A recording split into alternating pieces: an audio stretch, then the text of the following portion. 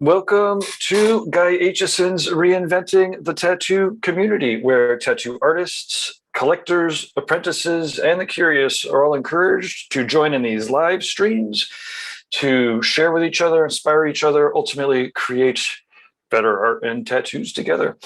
This is the TattooNOW show with Fawn Baker, who is the co-host and co-producer of the Tattoo Collecting podcast. So I'm pretty excited for this one.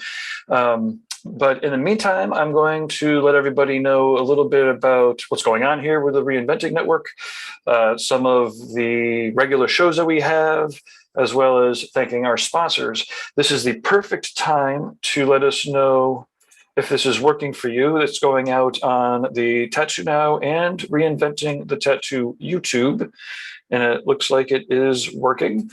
We're also going out on a couple different Facebooks, and not sure it's going on the Facebooks, but that's okay. Whatever, Facebook, social media, it's we like to use it, but not be beholden to it. You might be on the podcast, listening to the replays. One way or another, the best way to get a hold of all of the programming is through the mobile app. Check out either the Apple App Store or the Google Play Store and download the Reinventing the Tattoo app. Please give it a kind review, constructive criticism to management at reinventingthetattoo.com. But right now the channels are all new. Same thing with the YouTubes and the podcast. If you please leave your kind reviews on those channels, it helps us boost up the ranks as well as sharing it around to your friends and stuff.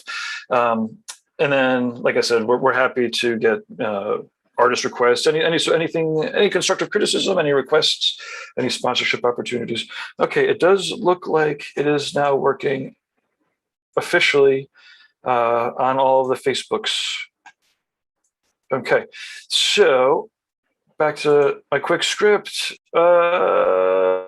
Reinventing 24/7. I keep talking about all of the different art jams, the discussion panels, the webinars. There's so many things going on that it's hard to tell people where to start. So it's really simple to remember, reinventing247.com. And we have 4 or 5 replays going at any given time. If you don't know exactly what you want to watch, it's a great way to kind of sample what's going on any time of the day. Also, there are a couple more goodie bags up for grabs, or soon to be world famous Reinventing sample packs. Reinventing247.com, scroll down to the bottom and you fill out your address, your tattoo shop address. These sample packs include cartridges. Cheyenne Tattoo Equipment was kind enough to send us a whole mess of sample cartridges. And then Raw Pigments has sample pigments that go in these packs. So they only go to shops, but you fill out your address there, reinventing247.com. And depending on when you watch this, we will be sending you a sample pack. The weekly staple shows. So if you are interested in catching more programming like this, then now's your time to get your pen and paper out. Sundays at 1 o'clock with Jason Leeser is a Reinventing the Tattoo drawing group, 1 o'clock Eastern Standard Times. All of these times are Eastern Standard, just happens to be where the office is. For these drawing groups, artists are encouraged to beam in, to do their homework. Everyone zooms in. Sometimes we have 4 people, sometimes we have 12 people. Either way, it's a lot of fun. So that's 1 o'clock on Sundays. 9 p.m. on Sundays is the Tattoo Weekly, which is hosted by Lauren Gregory, Jake Meeks, and I'm Gabe Ripley. And we go over some of the highlights of the previous week's programming. We talk about some of the things that we're excited about in the future. We usually go over a topic or two that's in the news, either controversial or bland because it's in the news. But one way or another, we discuss some of the topics, and then we'll usually dig something out of the archive. Pretty excited. So these are the regular shows. So that's the Tattoo Weekly, 9 o'clock on Sundays. Monday mornings, bright and early at 9 o'clock Eastern Standard, although we also have people beaming in from California, which is really early there. It's a drawing group with Kier. She's going to be taking over the Monday morning spots.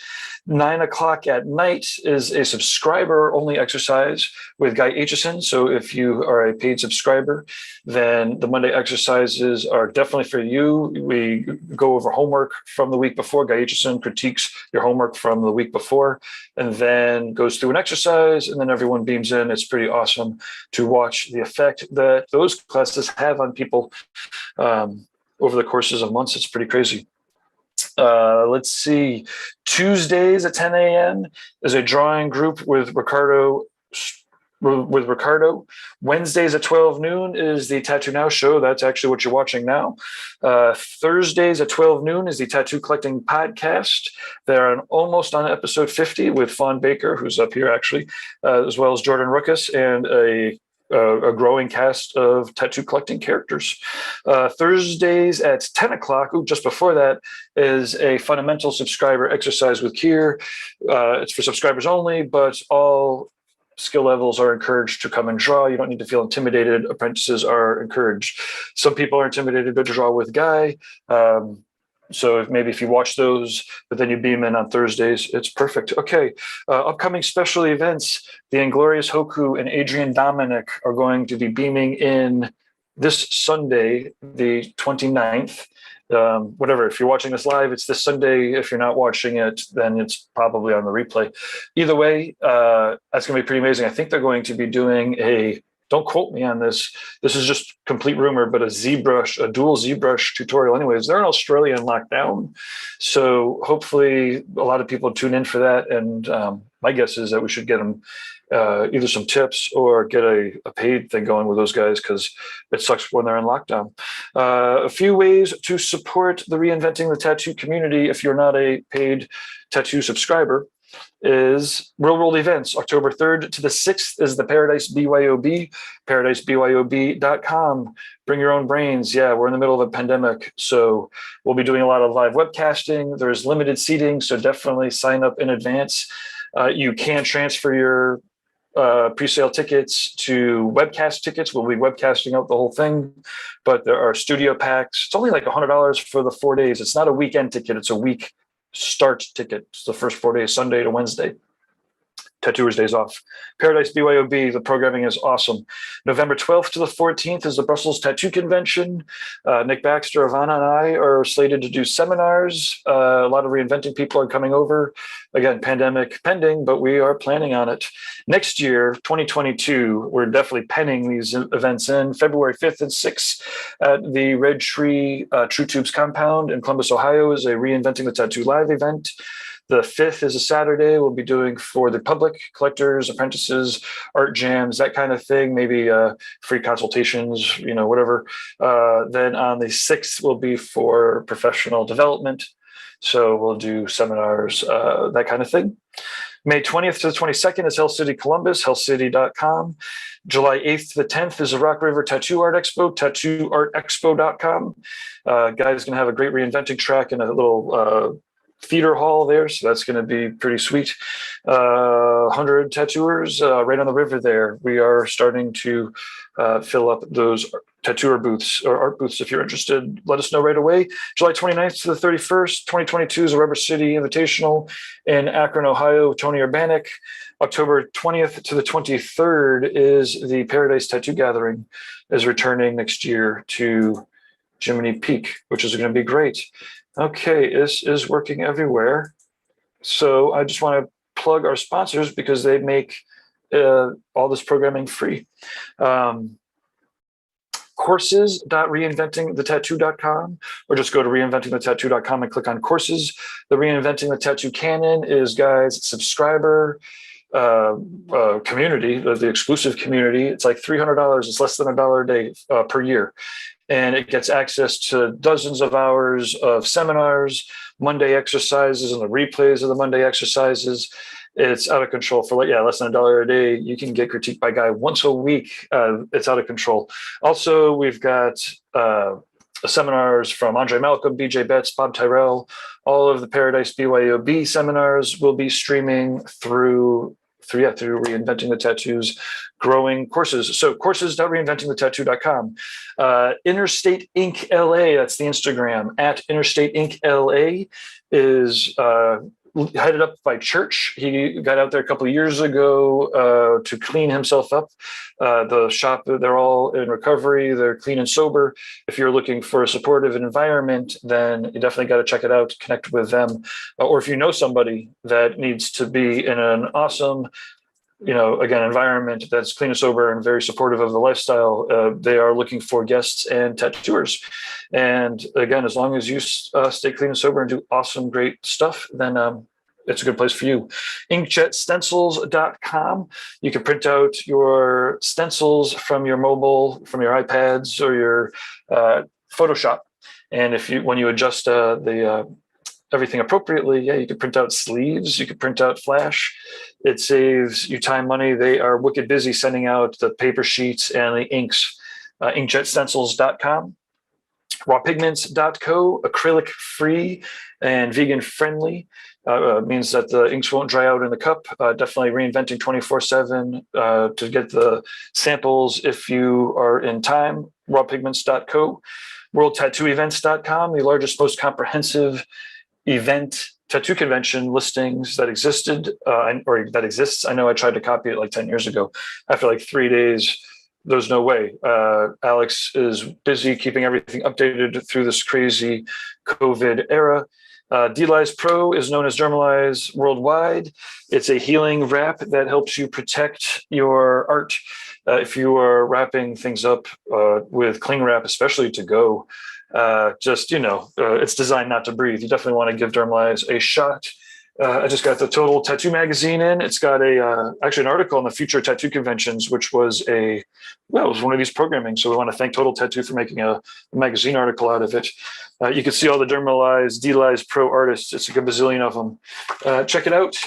They have videos and stuff. Use it the right way, and it's great. Like I said, it's designed to heal tattoos. TattooNOW.com, that's actually me. I am a computer geek, so I am taking care of all the websites as well as offsite search engine optimization. So whether you're a website client of mine or anybody does your website, I can help you with search engine optimization hours and also client relationship tools. Anyways, I could computer geek out and help you make the most out of, to maximize your artistic potential, your tattoo artistic potential. Lastly, GuyAitchison.com Guy is the foundation and inspiration and driving force and spirit behind Reinventing Tattoo, both the canon and this community. He wants everybody to share with each other, to inspire each other. If you check out his website, GuyAitchison.com, or just buy anything from the reinventing.com, then he makes all of his own DVDs, machines, paintings, the book, the bioencyclopedia. It took like 8 years on the bioencyclopedia. Okay, so I'm going to I'm not hopping into the background now. That's crazy.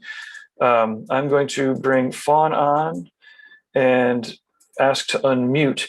So positive reviews and shares and stuff out.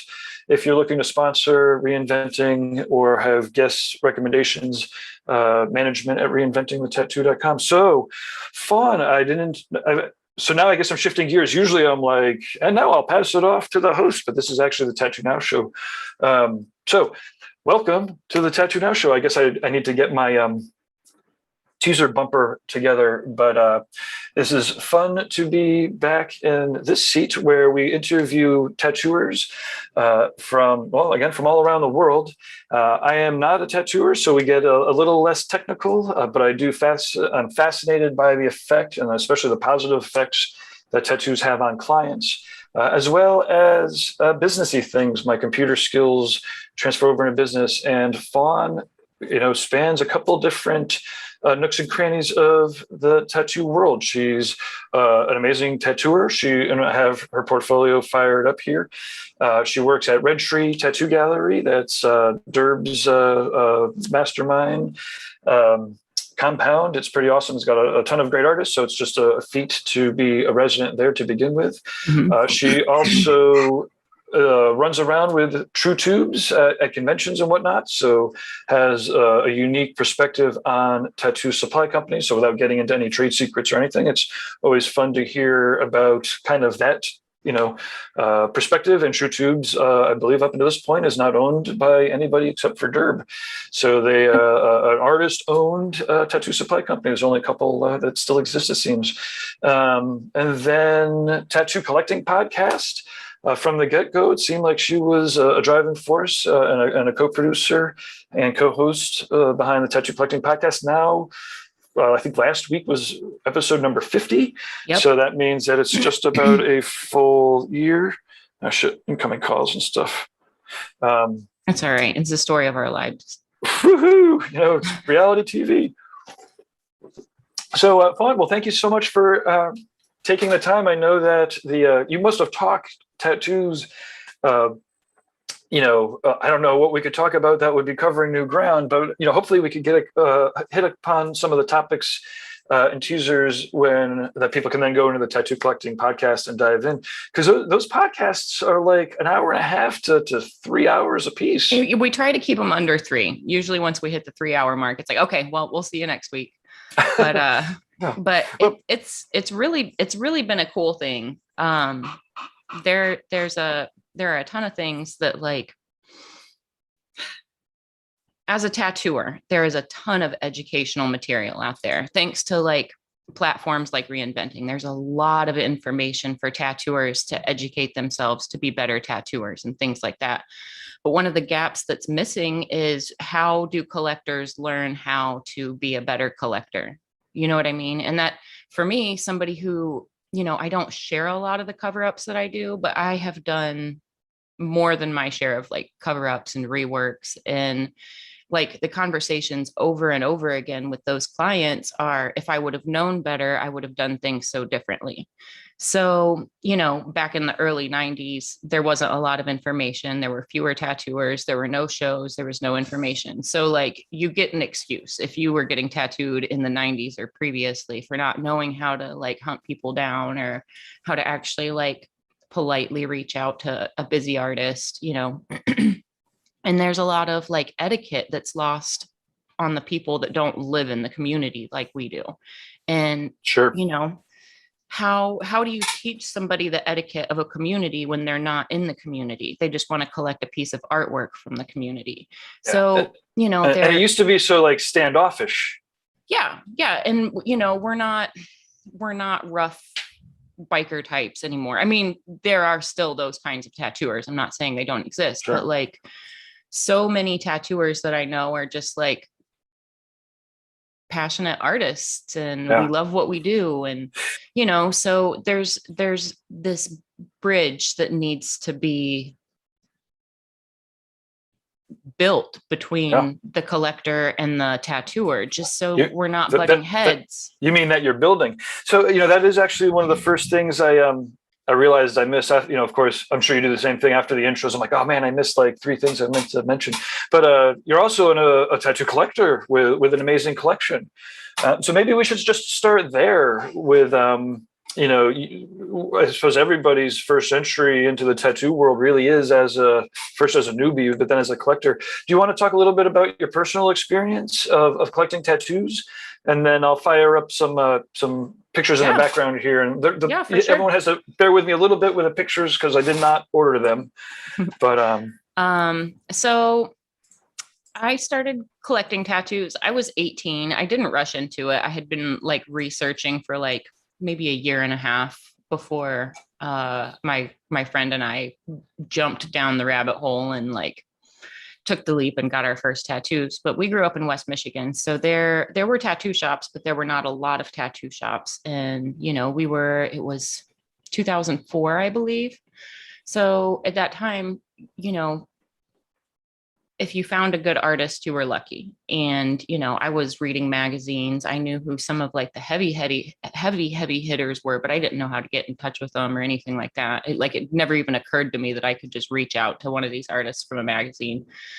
But I found a lady in Saugatuck, Michigan named Carissa Gray, and I've gotten other work from her since my first tattoo, but my experience with her was fantastic. She was educated. She was an art nerd like I am. I just had the confidence that whatever she did on me, I wasn't going to like scrutinize and be like, well, I could have done better than that. That was always kind of one of my biggest fears early on as a collector, being an artist myself. And, I was in art school and like, I wanted to be like a classical painter. Like I wanted to be one of the next masters. So when I've got that bar and standard set so high for my own work, it makes it really scary to potentially walk around with something that might not meet that mark. So for me, I knew I had to do a lot of homework, and I knew I had to find somebody that like I looked up to as an artist. But not everybody has that mindset when they go into it. So back again to the tattoo collecting podcast, the show, like it's just to bridge that gap. Because for me, it was a struggle. For me, it took a lot of work to find a really good artist in those days. Where like now things have changed. Now it's just a matter of. Did you get any shitty tattoos or? I'm proud to say I have not. I'm really proud of all my tattoo work. My very first tattoo, if I would have known that I was going to end up like making the commitment to like go for a full body suit, my first tattoo would have been so much larger. And my first tattoo was a Andy Warhol piece. So, to me, it's kind of timeless. Not everybody's into Warhol the way that I am, but I absolutely love all of his work. I love what he does with color and simplifying things. I also love the way that he like illustrated his projects. You know what I mean? It's almost like he was a director and other people helped his vision come true, like with the whole warehouse that he had. And so there's just a lot about Warhol that like whether you like the physical art that he made, there's a lot of just very inspiring ways that he ran his life and ran his work for me. Absolutely. Well, hey, I'm going to fire up your back piece here, and then I've got a couple of the other pieces. So this one is cut 2. After my first tattoo, it was several years before I got any more work, and I got a couple smaller pieces. But I was like 27 when I started my leg sleeve. And then once I started my leg sleeve with Adam, I was fully committed to a bodysuit. So a few years later, I actually talked to Russ a few times about this project before he was ready to commit. I feel like he thought we just weren't really on the same page. And actually, this process is something really cool to talk about because Russ was so like offstandish about my ideas. I just wanted something huge on my back, and I wanted something that was like a derivative of Frank Lloyd Wright, whether it was like something architectural of his or like maybe one of his like stained glass panels or maybe multiples of his stained glass panels. So we'd been emailing back and forth, and we talked at a couple of conventions, but Russ is still like, I don't know. So he goes ahead and he schedules me an appointment, and I travel down to Georgia knowing full well that we haven't even like committed to starting this project yet. Like this is still just like, if we can figure out what you want and like the way that I can do it, I'll do it for you. But we were still just like, it was very gray territory. But we sit down and we start talking, and I'm like in person, I'm just telling him more about my ideas, but my ideas are very vague. So finally, Russ is like, so you don't want me to copy any of these stained glass things? I was like, no, just like inspiration. Like if you looked at that and like wherever that made your imagination run, that's what I'm thinking. And he was like, oh, okay, all right. I think he was under the impression that I wanted like complete replication of something from Frank Lloyd Wright, but there's really so much freedom. But anyways, he was like, have you ever been to the Arizona Biltmore? I was like, well, I mean, yeah, I've been for Hell City. I go there. Yeah. At least a few, like at that time, I think I'd been to 3 Hell Cities out in Arizona. But he was like, I've got these photos of the Biltmore blocks. Let me play with them tonight. So he actually took the Biltmore block, which is a block that Frank Lloyd Wright designed. And it's based on the mathematic equation for the refraction of light. So it's like the epitome of sacred geometry. So Russ took that tile and then like tessellated it on itself 4 times. And that's how we came up with this like perfectly symmetric, giant, sacred looking, Aztec looking pattern. So it started with a Frank Lloyd Wright block from the Biltmore. And then Russ kind of just like superimposed it so it would be symmetric in all directions. It's awesome. I got to get back to the other picture of all the back pieces. So this was out in Arizona after the last Hell City Phoenix. We went, it was 120 degrees that day, and Derb took us all up Camelback. It was so hot. Nice. So we've got Brian Midkiff with the Beatles piece. Derb did that one. Derb did that one, yeah. We've got Ben So Thomas. Tim Hoyer? Yep, Tim Tim Hoyer Hoyer did Derb's back piece. Classic. Ben Thomas, between Brian and Ben, he's our I call him our correspondent. He's our regular, I guess, other co-host, guest, correspondent on the tattoo collecting show. And then, of course, you got me on the end, but it was kind of nice to be able to like, and there happened to be a professional photographer up at the top of the mountain when we got there. So we had like a little impromptu photo shoot with all of our cheekies, and we really had a lot of fun that day. There's one shot, I need to get it from Ben, but Ben's got a shot of all 4 of us taking pictures of each other's backs. So you can see like all of our cameras lined up and then all of our back pieces. Ben has that shot. That's a super fun one. Awesome. Is this, you've got a couple of the other pieces that you've collected here, and then we'll get into your work, of course, but so this one is a collaborative piece. You can see my back piece on my butt cheek there wasn't complete yet. We were mid progress on that whole project. But this piece was a collaborative piece between Russ Abbott and Tofi, and Tofi's from Poland. So I was fortunate enough to be his very first tattoo in the United States. Oh, fuck yeah. And he did a collaborative with Russ, huh? Yeah. Awesome. You know, one of the cool things about this project, it was a huge project. It was 2 artists working on me. It was 9.5 hours. Like, this tattoo takes up 2/3 of my upper leg. It's not just one panel, but like 2. It wraps all the way around. But one of the cool things about this, like being a growing tattooer myself, and then having the privilege to be worked on by 2 people at the same time that I've looked up to for so long, that work incredibly differently, but incredibly the same at the same time. It was a privilege to be able to learn while each of them were learning from each other. And this was a piece that was on my leg. So I could, unlike my back and unlike other tattoos that I've had that were like more painful, with this, I could watch what each of them were doing. And I was in the middle of getting my chest tattooed and my back tattooed. So to be tattooed not on my torso was a walk in the park. I mean, I don't want to make it sound like it's easy to have 2 people work on you at one time, but to go from like torso work that's just brutal to like, okay, well, this is 2 people, but it's so much more superficial when you're out on the limbs. Yeah, but even then, the thighs still have a tendency to creep up on people. Maybe just because they're so big, so it's like, you know, you almost inevitably have to be on hour 6. Like, how long did that take? This was 9.5 hours with both of them. Of 2 people. So in reality, that's a 20-hour tattoo that I got in a day. And did you do anything, mentally or physically to prepare for such trauma? It was so funny. So obviously my arms aren't tattooed yet. I've got my hand done, but my arms aren't tattooed. And if my hair is grown out a little bit, you can't even see the tattoos on my head at all. So I actually went down to Georgia for an event that Russ had that was called Launchpad. And it was a Tattoo Smart event where he basically showed us several different workflows. Mike Chamber came and showed us his workflow through Tattoo Smart and Procreate. And then Tofi showed us how he worked in ZBrush. So it was a really cool experience. And yeah, I remember seeing that.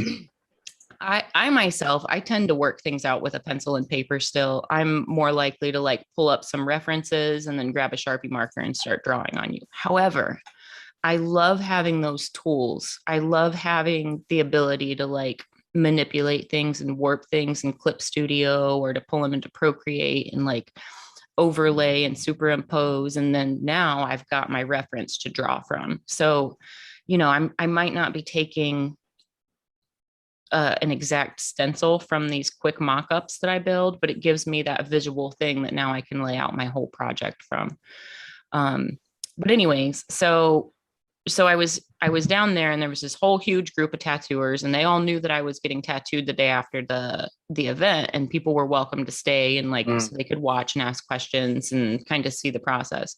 And then people kept asking me if I was nervous, and like, I'm like, no, it's going to be fine. They're like, oh, you don't know what you're getting into with 2 people. And I was like, I've already had 2 people work on my chest at the same time. If I can handle under boob, nipple area at the same time as my collarbone, I feel like I can handle my thigh.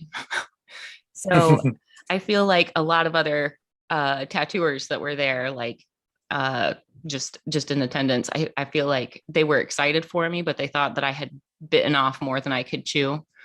But I that's probably the only time that I've gone into a large tattoo with no nervousness whatsoever, just because for me, I was looking at it like this is a break from my back. And, every time I sit with Russ, I try to hit like the 5-hour mark. But some days we hit 7 or 8 hours. So those are really long sessions on like your kidneys, your like the lower, like sacral area of the back, like right above the butt crack. Awful. Yeah. Like so many parts of the back are really challenging for different areas. So for me, it was like, and mind you, I was still in the middle of having my chest worked on by 2 people. So to take a break from those areas to jump down to my leg was, I'm not going to say it was a walk in the park, but it was just much less of a challenge. Oh yeah. Look at that look on my face. That's me being tough right there, but I'm really dying on the inside. Well, so to have the 2 of them working on my leg, I don't know if I've got any photos of it, but I've got pictures of me during the session, and I've got like a can of Sprite in my hand, and like my face is just interested, and like both of them are like concentrating hard, and like needles are going like crazy, but I'm just like bright-eyed and like, oh, I see what you're doing. This is easy. I got this. Yeah. So for my leg, that was a really special one to just be able to actually learn from both of them at the same time. And then there was a point where like Tofi was showing Russ a few like very specific nuanced techniques of like basically inserting the ink.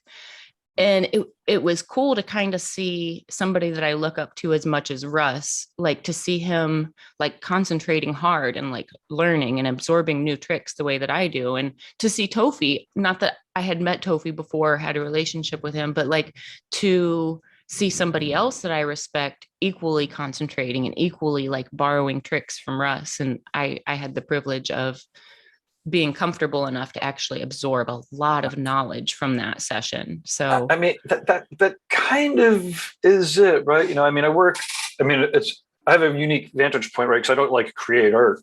And I realized 15 years ago that I just realized how much time it's going to take. The point is, I get to observe and work with so many amazing artists. Like all of the masters, for the lack of a better word or for the need to put a label, part of what gets them there is that's the way they are. It's like you can watch somebody ceiling lower by the amount that they actually feel like they know.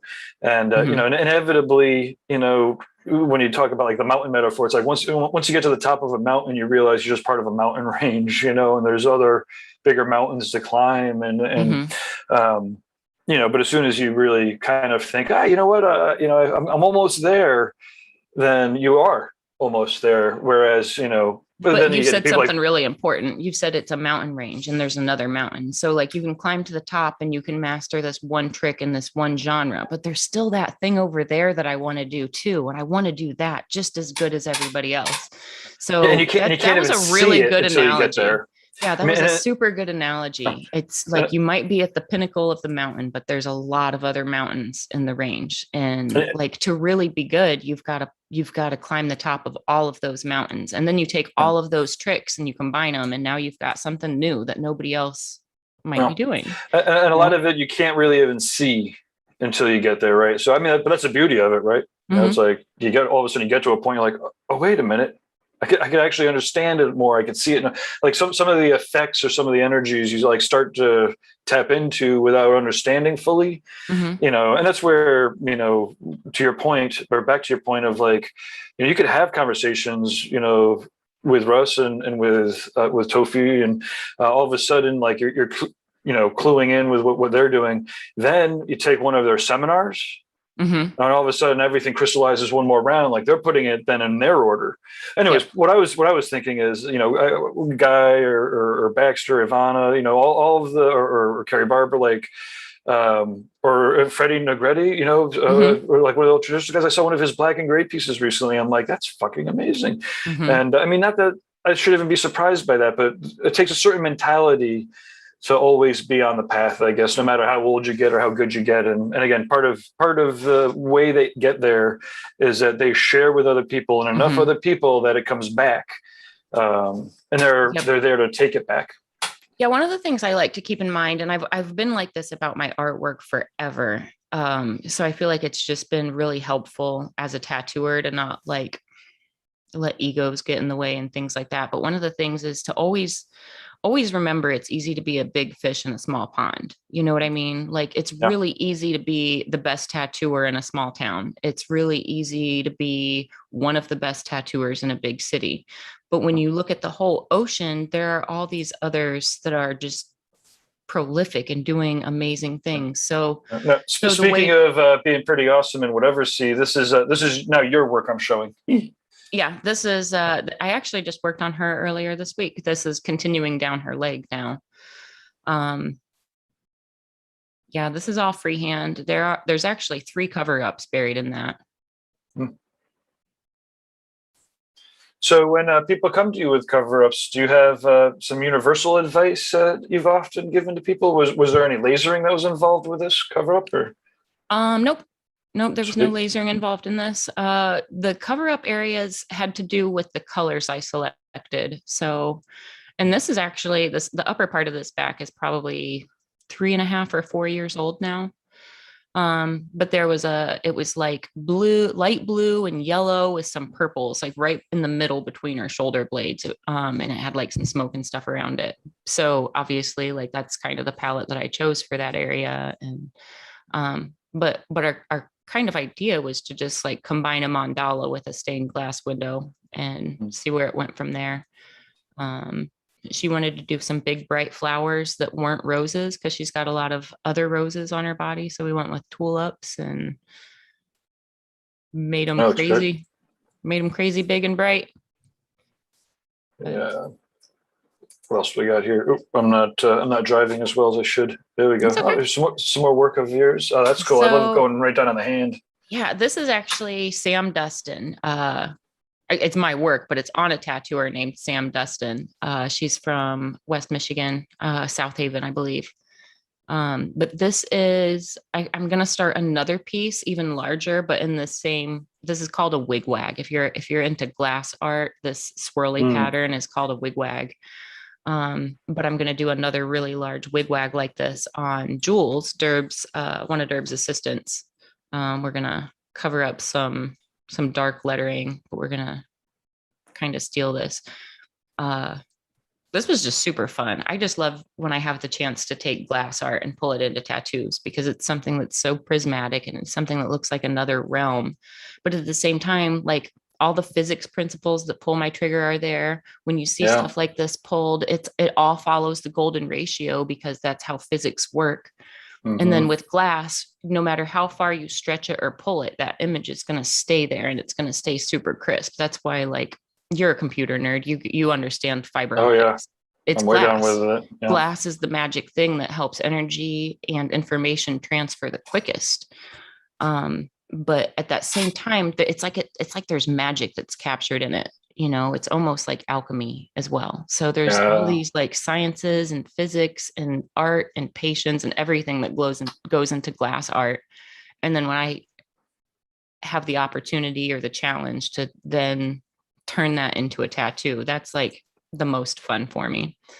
And then above here, we've got some fractals that we're working on. And those are actually morphing into a fern that's unraveling around her elbow. So she's got several different spirals that are working together. But I think we probably have one more session and this whole sleeve will be finished.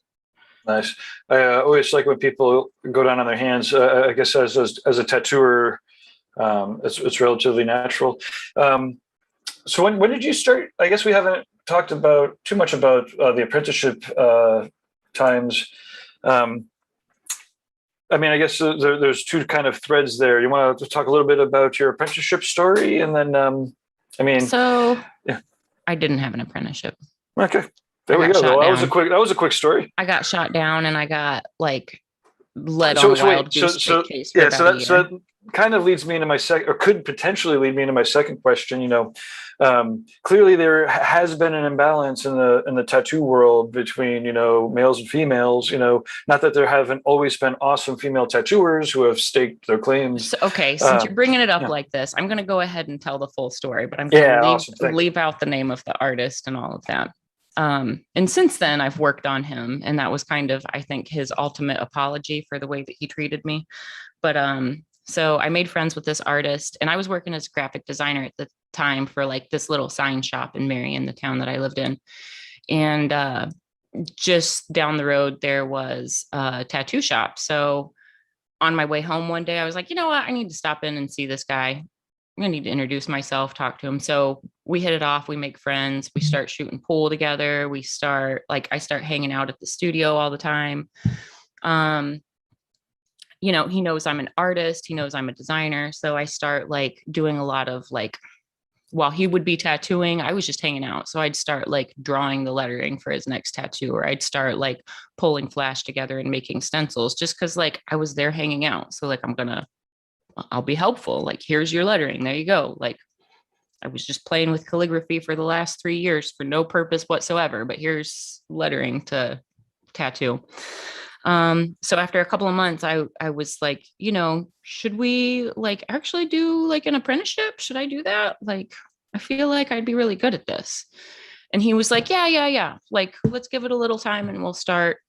And, it was always this like, we'll talk about that later on. So, it had been several months and I had money set back. Like, I didn't know how much he was going to charge me. We'd never really talked about that. I'm smart enough to research how much equipment is. So like, I knew what I was going to need and things like that.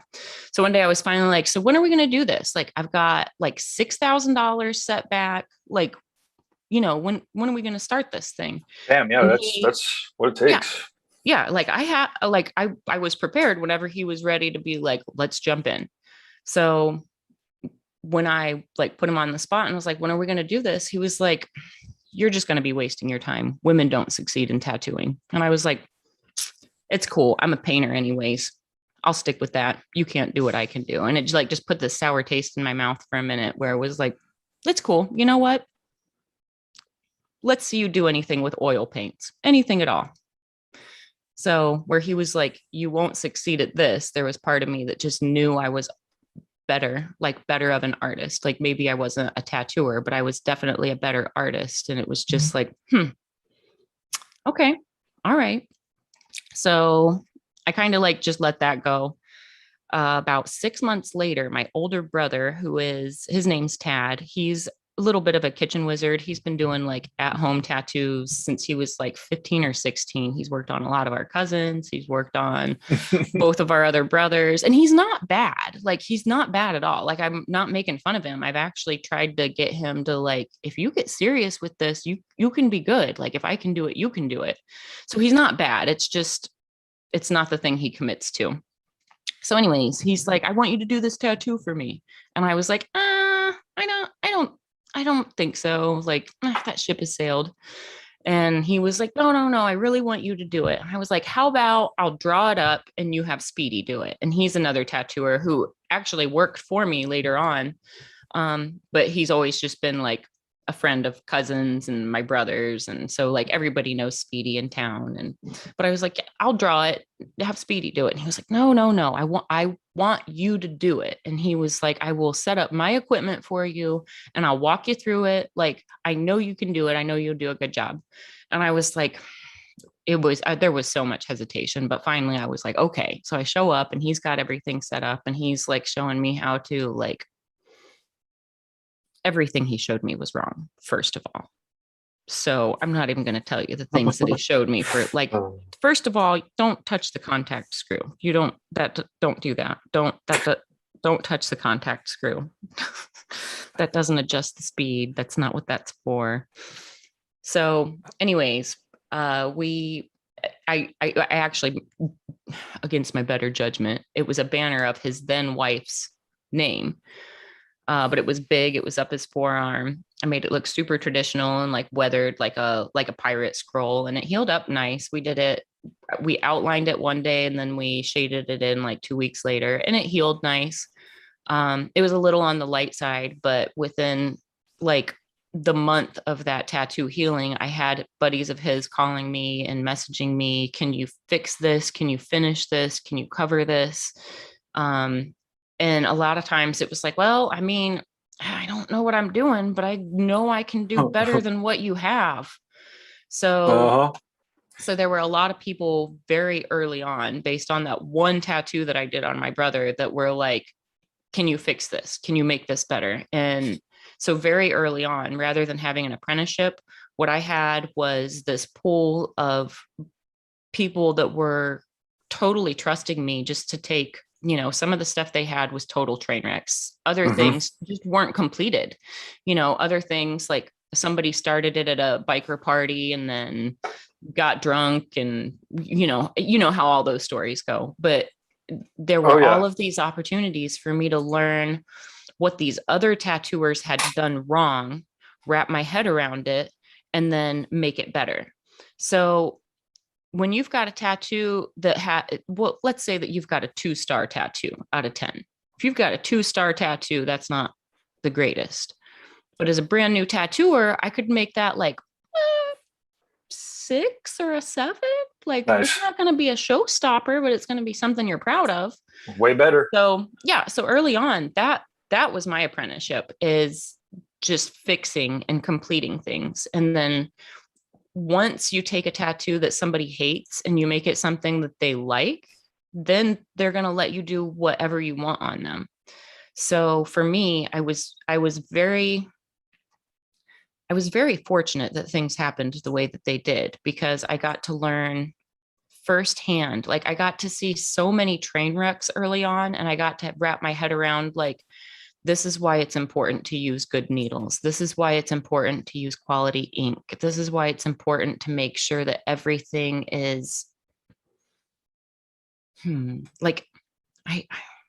consistent, making sure everything's consistent, like removing the variables that could make a tattoo heal bad. Or so I really learned how to tattoo by learning how not to tattoo. Like, don't do this, do this. Yeah, I love the consistency is something that is so important with the process of learning how to become a professional. And maybe that is one of the things that needs to happen, is like, not only do you need to pull off an awesome tattoo that flows with the appropriate contrast on the body part that leaves it open for the rest of the bodysuit, but that you could do that consistently, you know, because it's one thing to be able to pull some shit off. It's another thing to be able to pull it off, you know, on a bad day, you know, or on a client who's wiggly, you know, or whatever else it might be. Are there any tips, or, you know, I guess,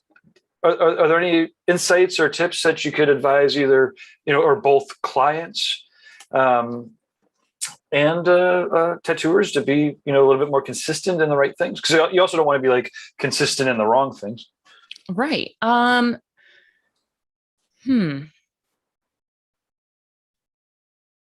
It depends. What direction do we want to run? Well, okay, like, so let's stick with tattooers. So when there's tattooers, and you know, I guess like trying to stay consistent inside of the variables of the skin medium are crazy. Yeah. The type of needles you select makes all the difference in the world. Like using a flat versus a mag. Like, early in the I don't know, I started tattooing in '08. So it was like '08 and '09 that I was experimenting the most with different needle configurations and things like that. But you could still get flat needles. And I learned that I hated those right off the bat, because if you had to handle them in such a careful way to not cut the skin. So I realized that some of the stuff that I saw, where I would see like gouges and things like that in tattoos, it's like, I bet they used a 7 flat instead of a 7 mag there. Like, I bet that's what this is from. So there are some times where, like, by looking at a poorly healed tattoo, I would like try and figure out like do the detective work backwards. Like, why did it heal like this? Was this the artist? Was this the tattooer? Or was this the collector? What? So for me, I needed to find equipment that was consistent. I needed to find, like, for instance, even when I was early on and I wasn't in a shop yet, and I was still just like tattooing people like randomly when they would call me, they'd come to my house, I'd go to their house, I'd do parties, things like that. I had to have consistent equipment. I couldn't sit there with 3 or 4 people waiting to get tattooed and have to sit and fuddle and fidget with, like I said, the contact screw. Like, those are things that you shouldn't have. So very early on, I knew that I needed backups, and then I needed backups for my backups. So if one little thing went wrong, I could just set it aside, grab another, and continue on. That's one of the things that's really helpful for me for consistency. If you ever have a needle that just doesn't feel right, like it's just not putting the ink in the skin, just switch to another needle. Like, a lot of us use loops to inspect things just to make sure that they're crisp, but when in doubt, swap it out. Yeah. I was just going to ask, do I loop every needle? Yeah. I don't. Yeah. So there is this thing that I do though. So I've got super good eyesight, and I'm not saying that I can see the needle as good as I can with a loop, but I'll take the needles and I'll twist them just slightly. Like, I'll take my needle cartridge and as I'm inspecting it, I push the needles out, and I take that needle and I just turn it in the light. And if there's no inconsistencies, like if the light bounces off the tip of all of those needles exactly the same, that's good for me. But if I do that and one of them, like the light bounces back a little bit different, or that reflection off the tip of the needle is just a little bit brighter or a little bit duller than the needles next to it, I'm just going to grab another needle. So there is an inspection. Yeah, there is an inspection. I just look, I don't use a loop, but I look at that light refracting off the very tippy tip of the needle. This is one of my favorite tattoos that you've done. Like, this is clearly pretty precise. This was a lot of fun. So one of the things I like to do with my tattoos is I like you to feel like you're looking into a window or through a window, or like something is being transformed into another dimension or place. So you nailed it with this one. This is on Tori, and I've done a lot of large work on her, and she gives me a lot of freedom. So once we started talking about ideas for this tattoo, it just kind of came together. This is a picture that her mother took. I can't remember the whole exact story, but there's a lot of symbolism about her mom in this piece, and you wouldn't know it to look at it. But I love the way this one came out too. This one's a fun one, even for me to look at after the fact, because it's got like a little bit of like biomechanical stuff with like the clasps and like the texture that I got to put into like the patina of the metal. And then the seashells are always kind of like bio-y, like eye candy for me. So I've got some on the outside of the window and some on the inside of the window. And that was a cool challenge to make it look like the ones in the foreground were in focus, but the ones on the outside of the window, I wanted them to look like they were just a little bit out of focus. So there's a few little challenges in there that I kind of set for myself, but it's still readable from far away. I love exaggerating the sun and the skies, all the colors. I always exaggerate. I mean, that looks like it, Still looks like a ship window all the way out. Thank you. This was one session too. This was all in one day. It was probably and now is this maybe 6 hours. Oh, here's another memory. A lot of memories. Yeah. Yep. Yeah. I really like doing it's a really neat way. Like, this wasn't a memorial tattoo. This was just a tattoo about him and his son. That's awesome. But I love using places to tell stories rather than like throwing some lettering on there. I'm not saying that lettering isn't cool. I'm just, for me as an artist right now, this is just what pulls my trigger, is telling a whole story. Like, you can look at this and you can be like, oh, okay, it's a fishing dock. But for him to tell the story and like the places that we took these references from, and it becomes a whole story rather than just, Well, but it's so important even just to render it right.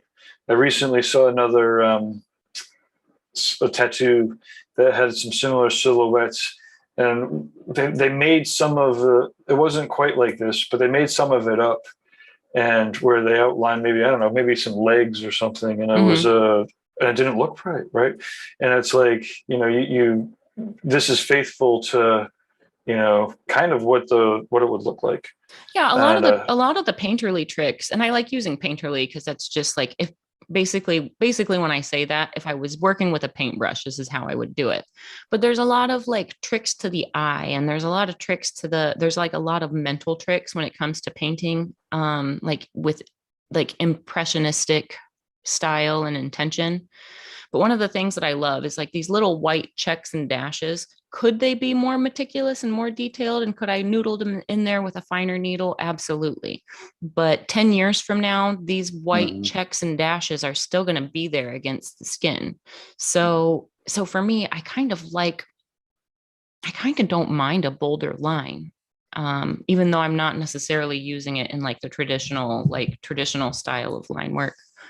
But I love just making it feel like I came in and just kissed it with a white paintbrush, and that white is standing out and standing on its own. And it's the only white, right? Like, so I mean, maybe a little bit in there, but if like this is where I think I only had it on the reflections of the dock, if I remember right. Maybe on the leaves a little bit. But I also use that to draw attention too. Right. Yeah. So just the same way you can use black to draw attention, or you can use complementary colors by picking and choosing where the white goes. It can draw attention in a different way. Well, let's see. Oh wait, I'm going the other way. Boom, yeah, boom. Boom, boom, boom. Oh, this is a more recent one. This was an all done in one day as well.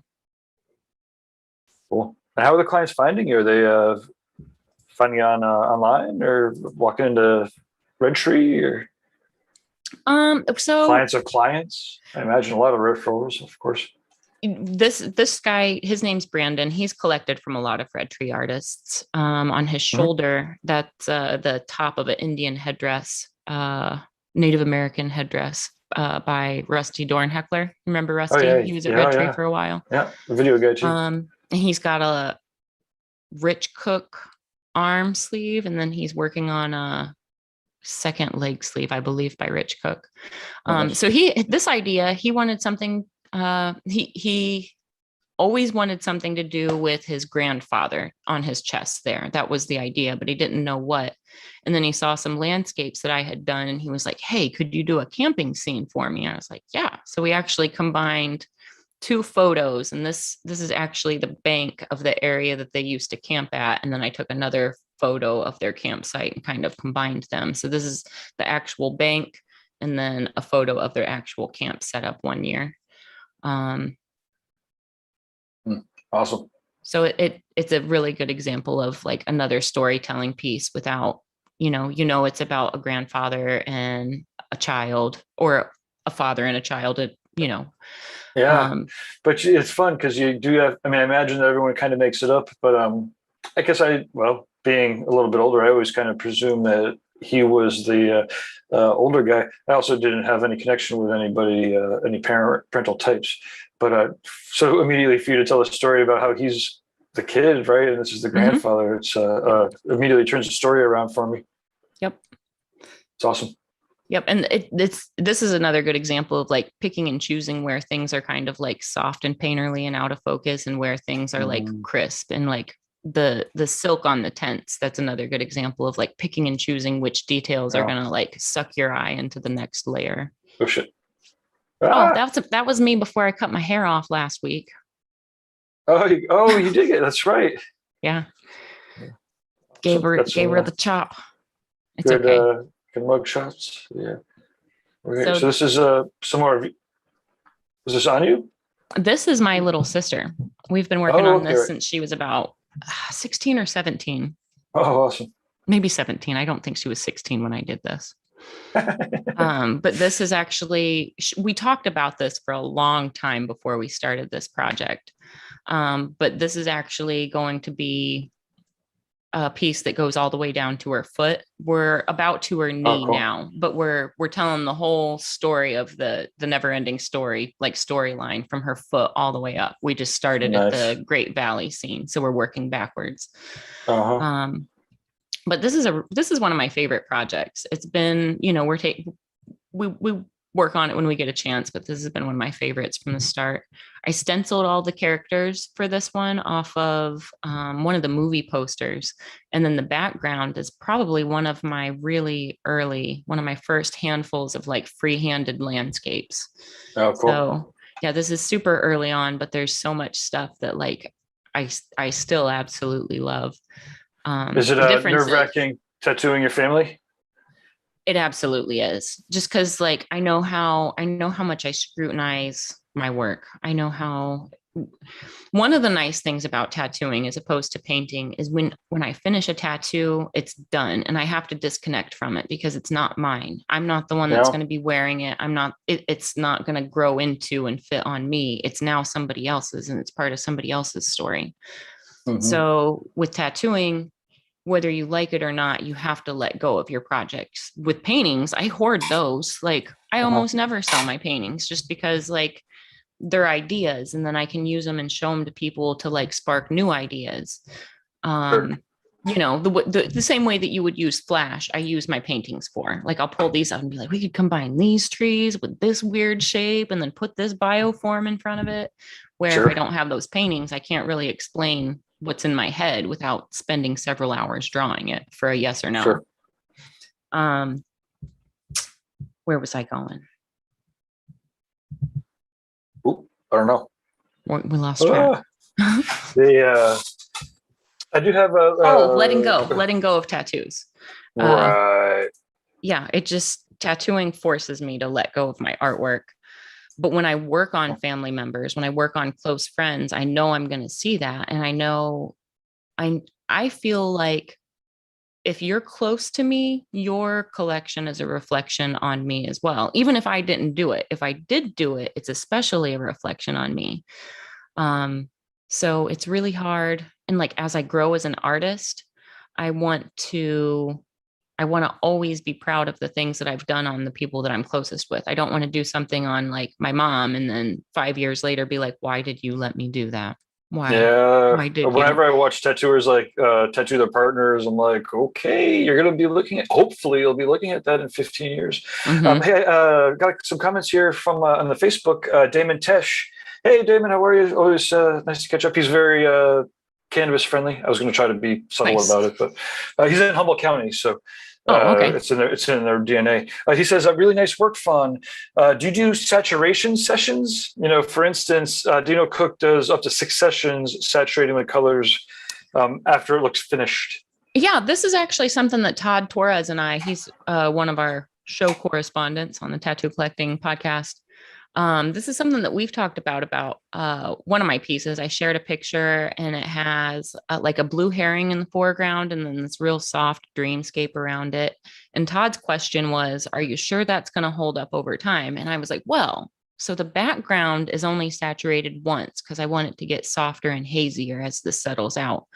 But I showed him the pieces in the foreground and the herring, and all of those parts were saturated twice, fully saturated twice, just so that they stay brilliant blue against the softer complementary background. That is something that is, I think, crucial to be considered in like the longevity of highly saturated, highly detailed tattoos. Like some things, saturate it twice, just so it's there. Like, one of the things I always like to keep in mind is not how does it look right now, but how much pigment have I actually put into the skin.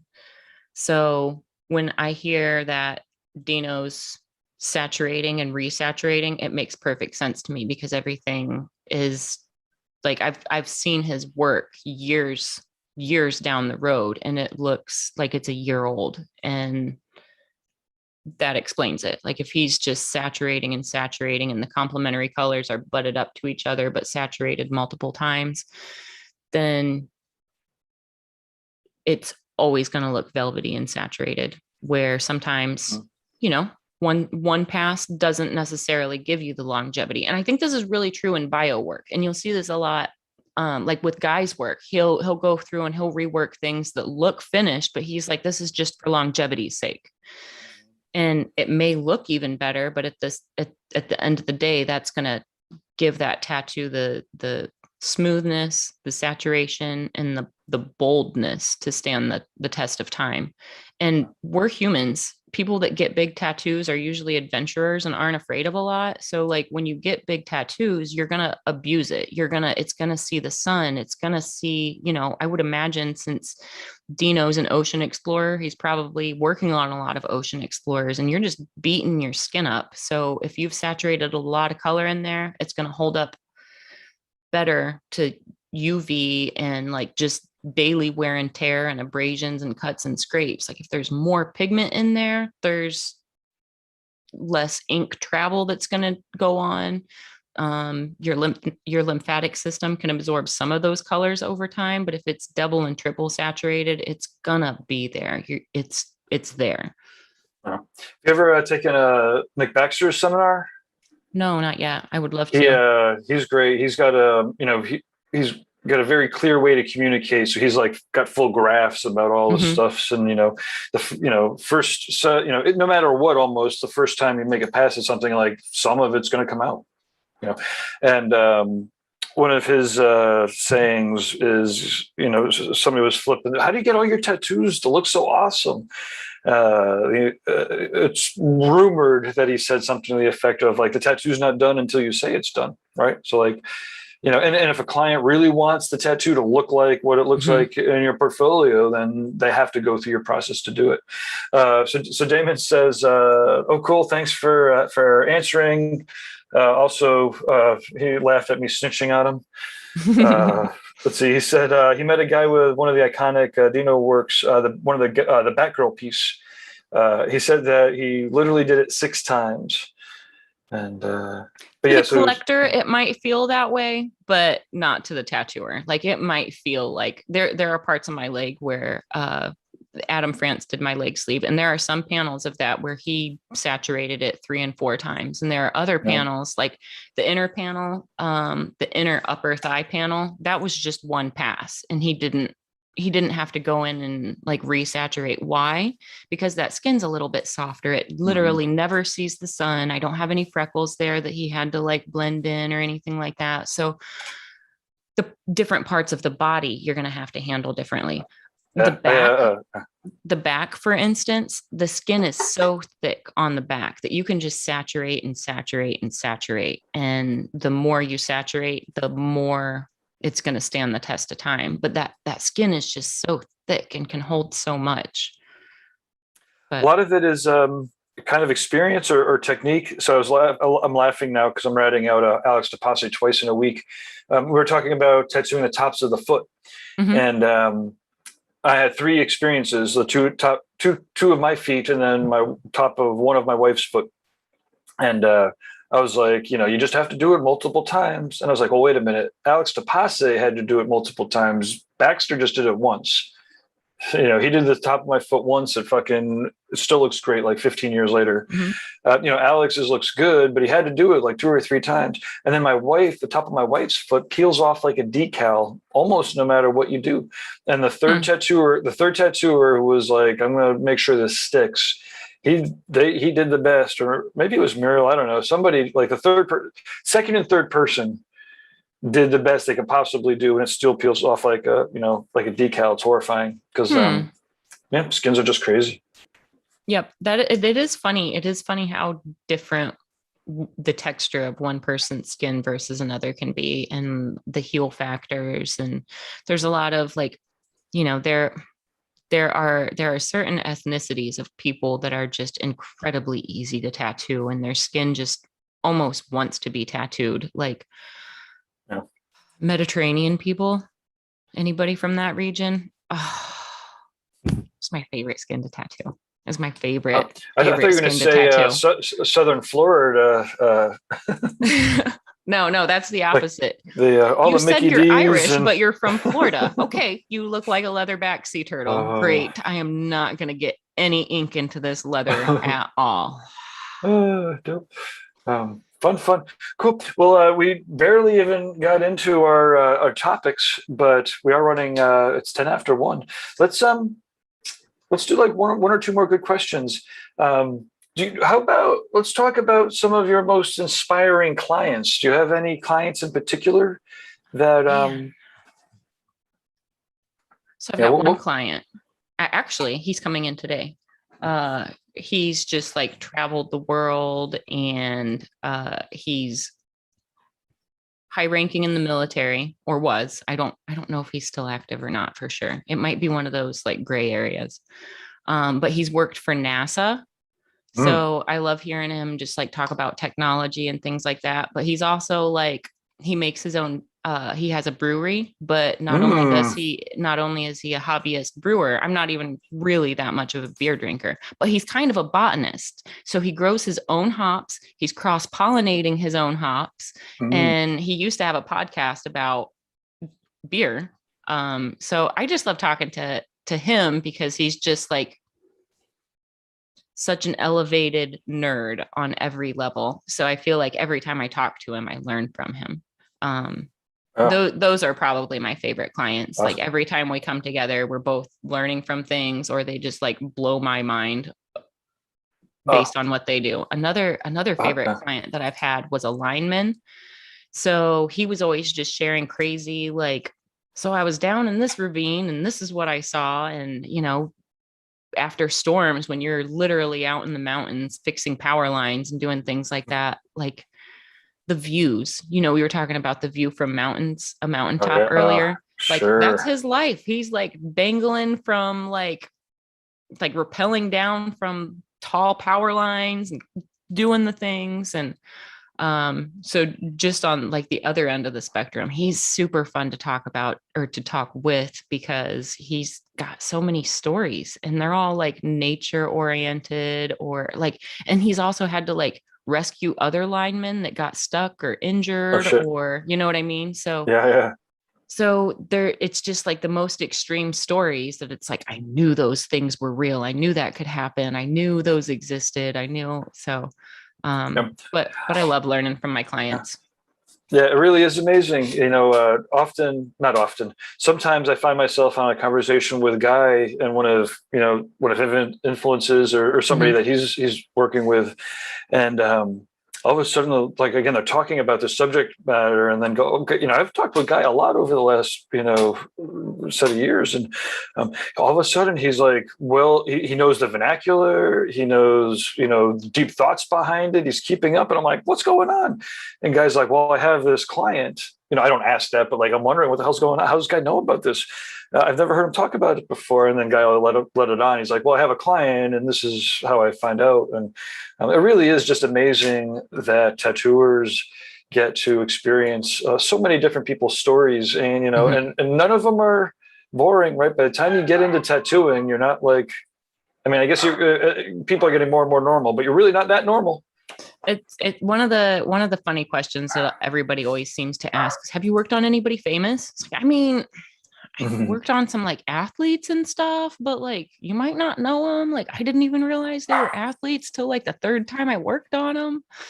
So it's kind of funny when like I work on somebody that somebody else might be starstruck over, and it doesn't even like dawn on me like, oh, you played in the Super Bowl last year. I didn't realize that was you. I knew your homies had a friend that played football, but I didn't realize it was you. Nice. So that's always cool. Sure. No, it's it's an amazing intersection between tattoos and celebrity, and then there are, now celebrity tattooers inside of, the whole craziness.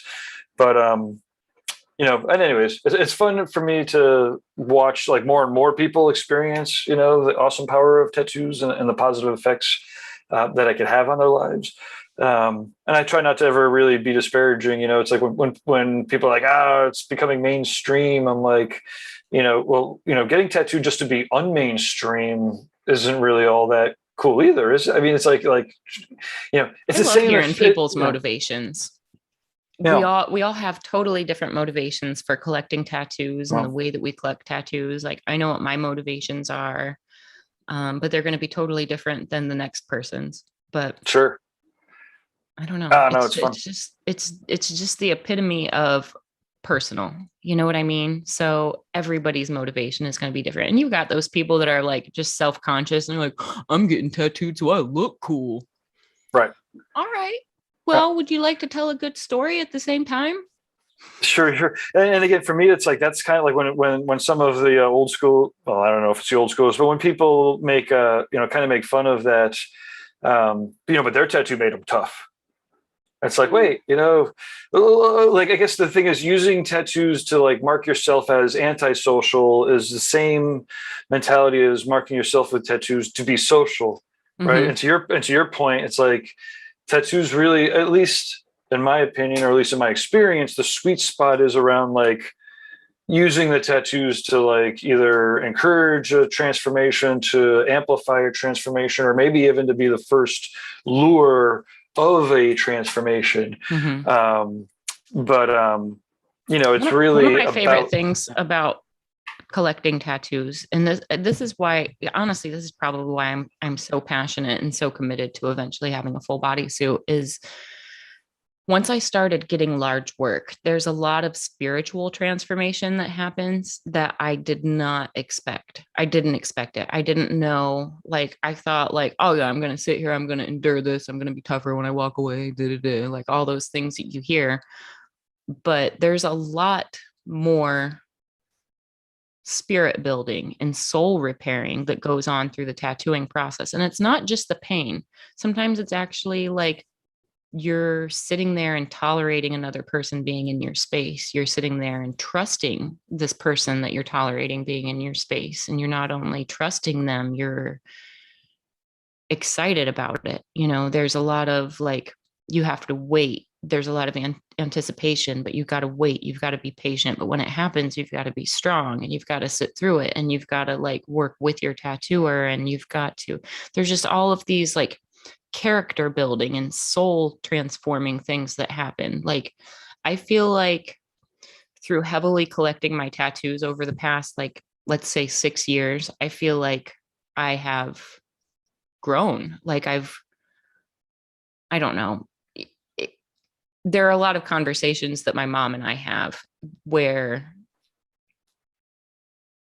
there's just like spiritual wisdom that like I didn't have a few years ago. There's, I can talk with my own mother and like people that I look up to and respect, and I can talk to them about patience, and I can talk to them about like, that's just the way it is, and you just got to deal with it. And the best way to deal with it is gracefully. There are a lot of lessons like that where like there are a lot of experiences that you want to like pout and stamp your feet about and hem-haw and whatever. And once you've been tattooed heavily, it allows you, if you can go through that gracefully, if you can go through getting beat up voluntarily, if you can go through that gracefully and walk away with your head up, there's a lot more that you can go through gracefully and walk through and keep your head up and be poised and be rational. And, you can be emotional, but still be rational. And a lot of those, before collecting tattoos heavily, I couldn't have been both emotional and rational at the same time. It would have been one or the other. But through forcing myself to sit through bad experiences, it's allowed me to both deal with bad things, want to run away, but rationally know that the best way to deal with this is just suck it up and deal with it. Those Yeah. are the magic lessons that I couldn't have learned any other way. Yeah. I have a seminar on lessons tattooing has taught me about life that I use, in business. And Mm-hmm. it feels like that is almost, well, it seems like that's going to be the perfect close to this conversation, but it'll also be like the perfect opening for, the next one. Unfortunately, we got to the, I think that those lessons, that part of the magic of tattooing, is why probably we're both still here. It's definitely why I'm still here. Mm-hmm. It's unique. There's other awesome things about the world and about life and about humanity, but to be able to tap into a spot where there's like this, there's artists that are involved with the transformation of a human life over the longest amount of time that is known to us, which is our lifetime, might Mm-hmm. be a couple more decades, or and again, part of tattooing is memorial tattoos and memorializing people and whatnot. It's death has got death has staked out its claim in the tattoo territory in a way that hasn't in many other professions. But point is, that was awesome, and I'm excited to clip that out. And I think that we should start there, on the next conversation, something to the effect of like, let's talk about one or two of the lessons that tattooing has taught us. So potentially other people could learn it without going through the troubles and the cover-ups and the lasering. You didn't have to go through any cover-ups and lasering. One of the things that I preach to everybody is it's not a race. Be patient. Early on in my tattoo career, I took a lot of flack for not having a lot of tattoos, but I had both of my ribs done pretty early, and they were big, multi-session pieces. Got my feet done early. I mean, I kind of jump into the gluttonous bad spots first. Ribs are but insane. I really took a lot. I took a lot.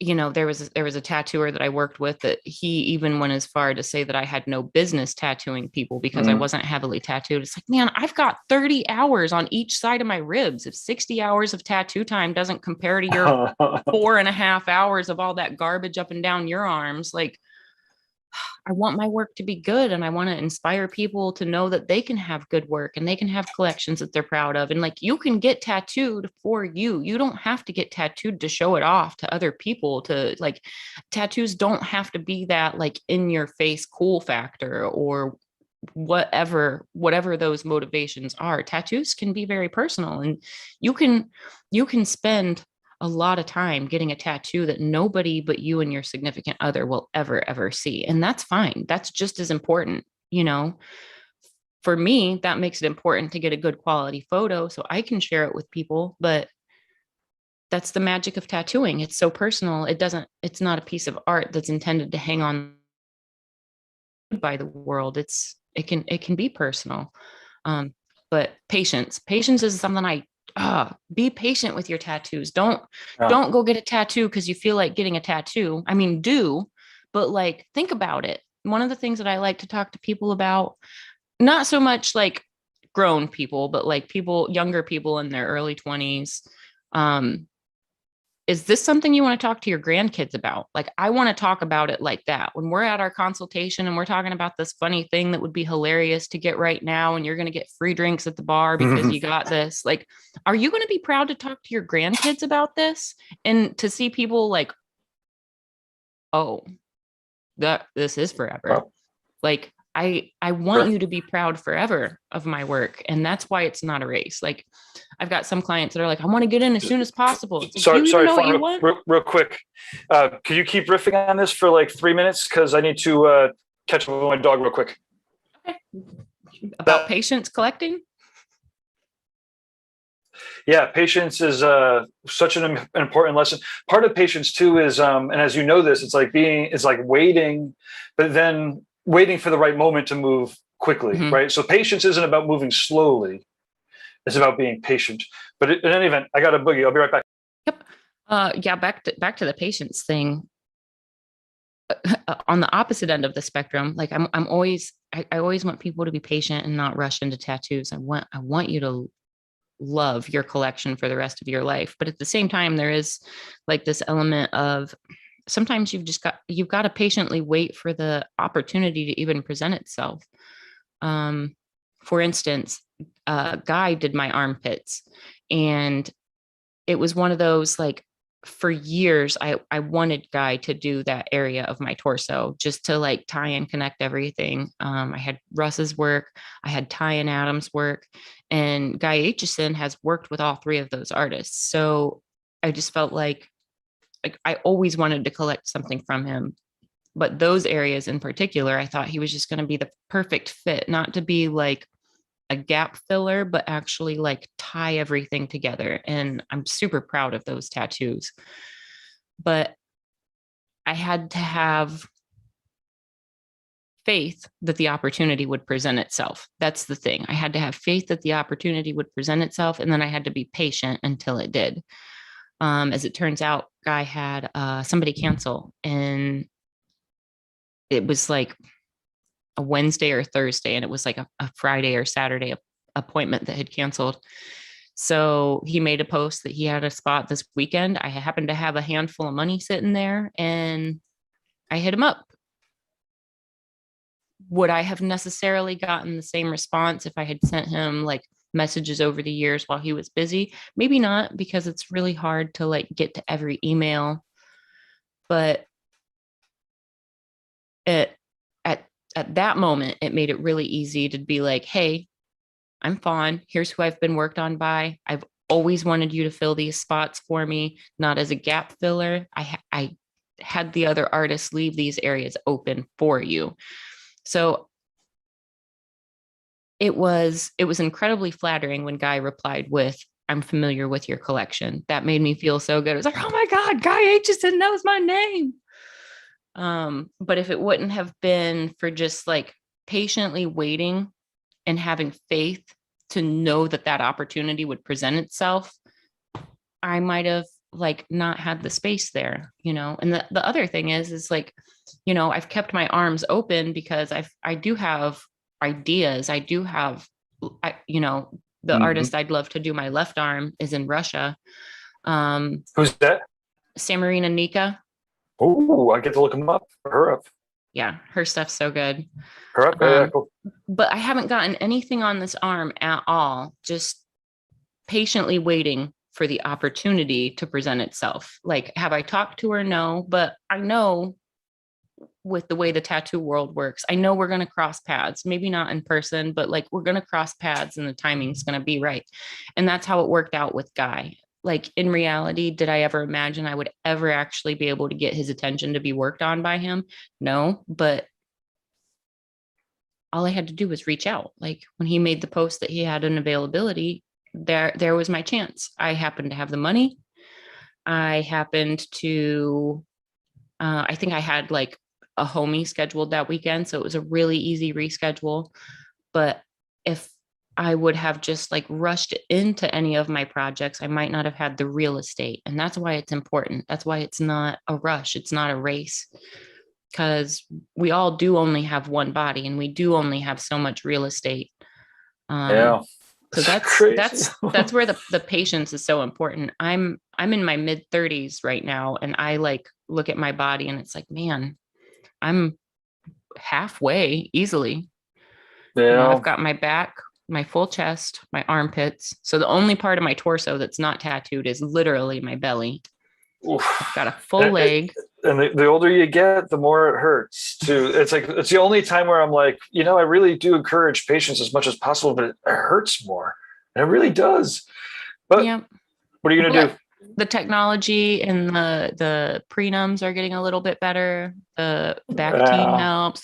There are aids that weren't there a few years ago. And you need them more the older you get. So Michele Wortman says hi, Fawn, from the chat room. So she's been tuning in for a little Michele. bit. Damon says pain equals transformation. Well, in any culture around the world, and hopefully that's pain is a good transformation, right? When I was a kid, I was one of those kids that was always like rolling around in leaf piles and like climbing trees and rolling down hills. And like, I'd come back in the house and I would have like sticks and leaves in my hair, and it'd be like matted mess.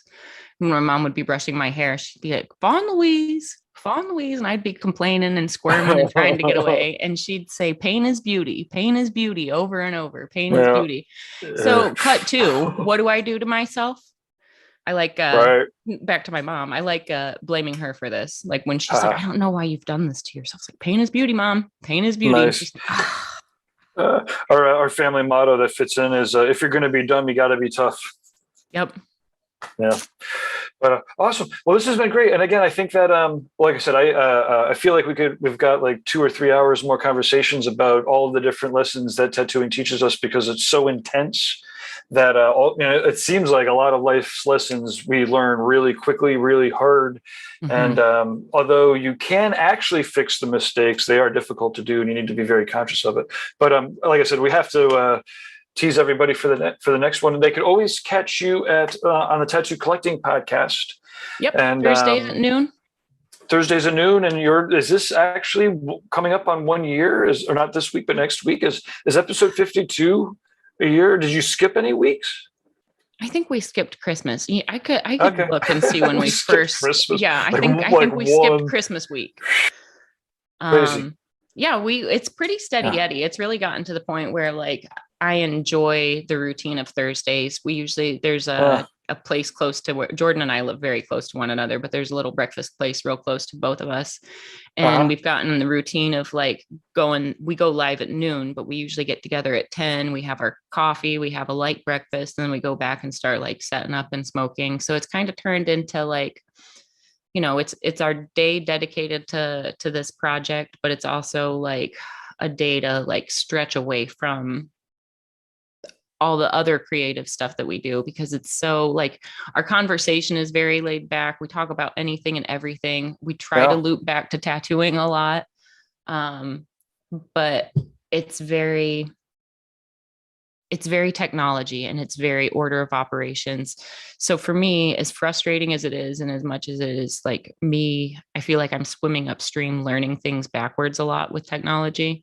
It's nice to like stretch that other side of my brain, because like when I do play in like the whimsical daydream all day in and day out, it's really nice to like put that methodical cap on and the problem solver, because like all the tool I know all the tools that I have are going to work together, but what is in the wrong place and where, because it doesn't leave much room. It leaves room for creativity, but not in like there's parts of it. There's no creativity. You need to connect the cables in the right way.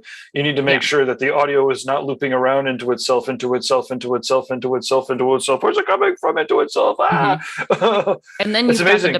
You'll have the backup device in the corner, and that's the one causing all the problems. It's like, we didn't turn the sound off the backup camera. I don't know how many times I've been like, everything is all set up and perfect, and then in that 10 minutes before I open up like a new window, and then I surf for a minute, and then I'm like, then I'll surf over to like YouTube or something, and then I'll be like, oh shit, it's time to start the show. So then I start the show, and I just forgot that I have one window that's got YouTube playing. Or maybe it doesn't have it playing, right? Maybe it's like the website that has the viewer that's going to auto start, but it hasn't auto started because it hasn't started. So then you start, and now all of a sudden there's like the one extra window that I just fired up because I was impatient. All of a sudden it is now talking to me. I'm like, wait, does anybody else hear the echo? And everyone's like, I don't hear any echo. And I'm like, oh no, I'm the only one that hears the echo. Oh no, I'm the only one that hears the echo. Well, if I keep going, but if it's not me, then I could just keep going. And as long as I could do it, then I could get through the intro. I could get through the intro with the echo. Anyways. I feel like we've gotten, at least for our show, I feel like we've gotten a good system of like texting each other. Like, you guys got the echo? Is it me? Is it you? Awesome. So nice. we're getting a little bit more. I think with every episode we're getting a little bit more fluid. That's the way it works, and the fact that you guys have like 50 now is pretty crazy. It's awesome. Yeah. Yep. Ben is real. I think Ben's really going to start becoming a big part of the show. He's going to start helping me out with a lot of our like fake commercials and like additional material. He's also been traveling to conventions and stuff, so he's really like. And I don't know if you knew Ben before he was on the show, but for Hell City, he's always the camera guy. So he's always sitting there at the end of the stage, like zooming in up close on the tattoos for all the projections. So like he knows a lot. He knows a lot. He's been watching tattoos. Like, I mean, the camera person for Tattoo of the Day at Hell City gets to look at some of the best tattoos that exist. Amazing. Yes. Yep. So Wow. that's not the only way Ben got in the loop, but like, that's why I feel like his opinions are so credible, because he's seen just the cream of the crop work for so many years. Like when you're the guy showing the whole crowd what is amazing, you get to learn a lot. You really, like, as a collector or a tattooer, you have the privilege to really learn a lot and see, like, we could talk about what you see at Hell City for a whole nother 3 hours. Out of control. And when I've had the pleasure of doing the camera for the tattoo of the day, sometimes people bring me over for TattooNOW to do like the videos and some of that stuff. It's the best spot that exists. I mean, judging is even better because you don't have to move the camera slow. That's one of the things that I think mine and Ben's goal is to start hitting conventions. And like a lot of conventions don't even necessarily have like that camera person projecting everything. Most don't. In those situations, it could be us. We could be the tattoo collecting podcast. We can say log on to Reinventing, and you'll see like there might not be screens projecting it, but it can be me and Ben filming and talking about what's going on. I mean, if a stage doesn't have a screen, then you got to run away from that convention. I mean, well, actually, but not necessarily. To your point, though, we could also just put it right up on a screen in a booth. And we actually will start having Reinventing booths in some of these shows and stuff, too. Oh, man, we just have to be patient just a little longer.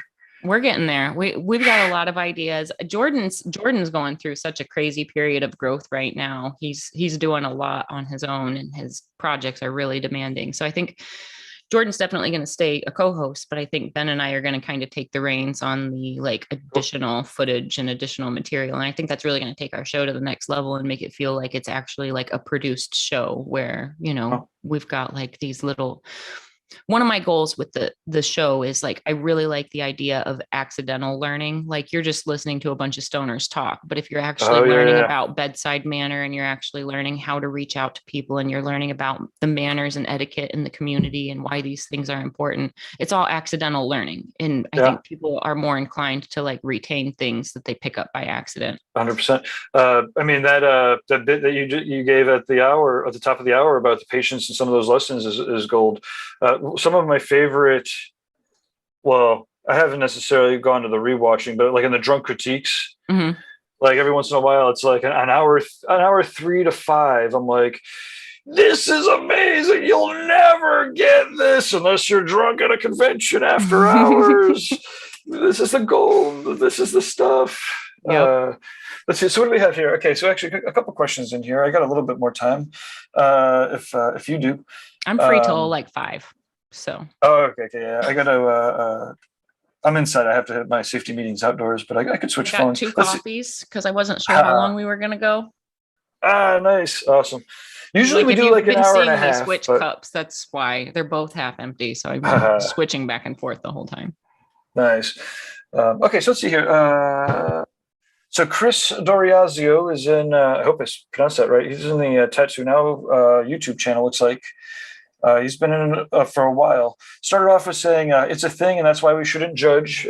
Presumably, we're talking about judging of tattoos, and you know, even if somebody's getting faith upside down on their wrist, you know, there always is a level of respect that you should give it because of what the client is going through. That's the extreme example I usually give. Let's see. So he also says, the more I tattoo myself, the more that I secretly believe that tattoos should be something that may be best traded between people or done to oneself. I don't know why I keep thinking about that. It's fun because I always think when people are tattooing themselves that they could usually learn more to your experience. You could learn more by having master tattooers tattoo you, and also about the experience. But on the other hand, if you get tattooed by an asshole, then that's one of the things that's really important to consider as a tattooer is what kind of energy are you giving your clients? Like I'm an incredibly open smoker. So like at my consultations with clients, I usually let them know that like, so when we take breaks, I'm going to sneak outside and smoke some weed. And like, that's what I do. But I like to be open and honest with that. That's great. From the start. That way I'm not sneaking. I don't want to lie to my clients. I don't want to disrespect them and like, oh, I was checking the skunks. No, that's I not don't, because that might make so them uncomfortable, so in for me, any seat of doubt, yeah, I really like, you know, I like chilling with my clients before our session. Like I like smoking with them, whether they smoke or whether they don't smoke, they're always invited. Mhm. But even if they don't smoke, I encourage them to come with me because you're going to get me like deflating and you're going to get me like Talking getting in about it, sync thinking with about you. it, and Yeah, sure, like as I'm smoking, I'm going to be like looking at you and I'm going to be looking at your body part that I'm getting ready to tattoo and I'm going to be daydreaming and I'm going to be like asking all of the like just through casual conversation, it helps us to get on the same wavelength. Um, and it sure, helps me to kind of like shed all of my energy from like the chores I was running around doing before work, bills I was paying, calls I had to make. Like it's letting me shed all of that. That way I'm giving my client all of my energy. They're getting all of my energy, like creative, emotional. And I like that. Mm. I like my clients to know that like they're they're getting undivided attention and energy from me. And I like knowing that like that energy is good and that energy is like, I don't know. There, I guess what I'm saying is there is a lot in that exchange between the tattooer and collector, and that's what's special. And I feel like, I don't know. I just feel like it's such a sacred, special thing, and I like to include my clients in the brainstorm. Um, sure. it's just really nice to be on the same spiritual level because we are trading more than just money and art. We're trading a lot of spiritual energy as well. So I just really want that energy that's attached to the tattoo, whether it has anything to do with the tattoo or not. I want that to be positive, and I don't know, it's just really important to me that like good energy is going into my projects all the time. Yeah, I mean, you could tell when. I mean, obviously, we all know the stories. Not that heavy metal doesn't have its place, or might not even have its place in tattooing, but people walking in, they're getting blasted at with like antagonistic, energies, and Mm-hmm. and again, fine. There might be there is a place for that, but that's definitely not the experience that everyone's looking to memorialize for the rest of their lives. Right. Yeah. There is a line. Like sometimes clients do need to be like pushed a little bit. And for instance, yesterday Keith Miller works in the room right next to me, and we've got a window that like connects us so we can hear one another talk. And his client was really struggling. He was doing the first session of like a shoulder to shoulder chest piece all the way down to like Mm. the solar plexus. And his client was just struggling and he was taking like several breaks. So once in my room, once we caught on to what was going on, and my client that I was working on at the time, he was heavily tattooed. We just kind of started poking fun a little bit. We weren't hateful or anything, but it was just like, if I can do it, you can do it. Uh-huh. Look at some of those, like, you got to sit through it, bro. You got to buckle down. Like if I can do it, you can do it. That's You know, that's the most poking fun I do because I want it to stay positive. But like sometimes people need that reminder, like you're not the only one. And yes, this sucks, but like you got to get yeah, through it. And the only way to get through it is to get through it. And if I can do yeah. it, you can do it. I hear rumors. I'm sure it's true that Adrian Lee, his shops always they have back piece day. So one day a month, they all make it a point to book back pieces, So and there's like that camaraderie between the collectors. exactly. And then there's the Mm-hmm. people that are on the tail end of almost getting it done, and the people that are on the in the very beginning, they're like all gung ho, but then like 4 sessions in, they're like, I'm not even sure I really want to finish this. Does it look done? It looks kind of done. The It line looks work's done. The done-ish. shading's done. It looks done. The I black feel is like my good. ribs. My ribs are done. I got, it's been 10 years since I haven't gotten the final session done on it. But point being is, that camaraderie and watching different people in different parts or different stages of the process help, get you along with it. Obviously, Adrian and that whole crew is pioneers and/or real great inspirations on how to attract collectors Mm-hmm. that can get through that whole process. Adrian Lee's one that I would love to know him personally. I haven't met Adrian yet, but the thing the things that I've heard that he does, I just feel like I could learn so much from him. And Yeah. I think they're like, if the collab opportunity ever presented itself, I think there's a lot of really cool things that he and I have in common, like with the way we play with color and like the juxtaposition of like flat and colorful and detailed. And but he's somebody that I look up to a lot. And one of the things that I really admire, and I've kind of started doing this in my own way, but I've heard that one of the things that they do is at his studio is when they have their consultation, they sit down with like an outline of the human form, and they're like, okay, what are you comfortable getting tattooed? And I think that's a brilliant way to start the consultation. Because if you know how much of a person's body they want to cover, then you can start the arrangement there rather than starting with a piece and then working out. You can look at the whole body and consider balance and layout of, not maybe just the tattoo you're working on, but like the overall aesthetic of the whole body. Yeah. And that's something that is really, if early on in my career that it would have dawned on me that I could coach people into being better collectors, I would have been a totally different tattooer. Because like my first 3 or 4 or 5 years, it was like, if you want it, I'll do it. And then I caught myself saying things like, I mean, I'll do it for you, but I'm not going to post a picture of it. And then I'd catch myself wait a minute, saying things like, I mean, I'll do it for you, but I wouldn't be proud to wear it. And then one day it just occurred to me, like, if I wouldn't be proud to wear it, I shouldn't be doing it. Sure. And once that connection happened for me, I feel like my consultations totally changed. I feel like the way I tattooed totally changed, because if I wouldn't wear it, if I wouldn't be proud to wear it, I shouldn't put my name on it. So sure. That's where those are the people. Let your idea develop a little more. Like, let's just let that ripen. Like, think about that. Yeah. I'm not saying no, but let's let that idea ripen. Sometimes they come back with a totally different idea that's better, or they come back with like something that I would be proud of. Maybe not subject matter that I would wear, but something like in the way we're doing it, I would be proud of, and I would be proud to put my name on it. Sure. But that was a huge change. And if I would have known that, like, I could consult, like, let's talk about your whole body. Like, I know I'm only going to do your shoulder and half sleeve. That's all we're talking about right now. But like, what all do you want to do? What is this going to potentially complement later on? What is it eventually going to tie into later on? And so there are times where, like, there are tattoos of mine where, like, for instance, if somebody, let's run with a half sleeve, if somebody's doing a half sleeve, a lot of times, more often than not, it ends up growing into a full sleeve. So it always should.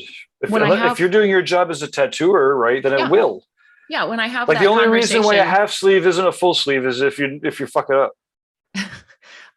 When I have that conversation now with people, there are elements where, like, if this was only going to be this tattoo, I would complete the bottom like this, or I would add this here. But since I know you're going to add something 2 years from now, 5 years from now, 10 years from now, this area is where your next artist or me or whoever can tie into and connect into. Like, I leave deliberate areas to make it really easy to tie in and connect one story to the next. So that's something where, like, 3 and 4 and 5 years in, I wouldn't have even thought to be like, whoa, what are your other tattoos going to look like? That early on, it was like, okay, let me see what you have. Okay, I want to give you the best tattoo you have. Contest on, let's go. Where now I think of it like, I want to give you the best tattoo I can give you. Yes, I want to give you the best tattoo on your body, but I also want this tattoo to be able to grow into other things, whether it's me or another artist. I don't want to back anybody into a corner. I want to leave you more options than obstacles.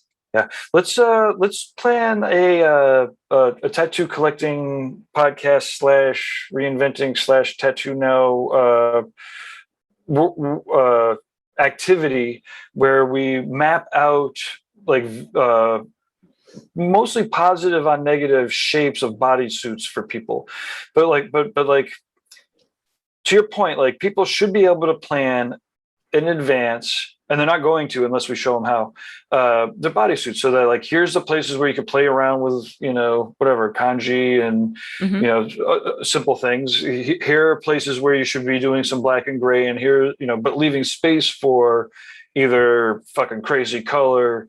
I like talking about different body types too. I had a client a few months ago.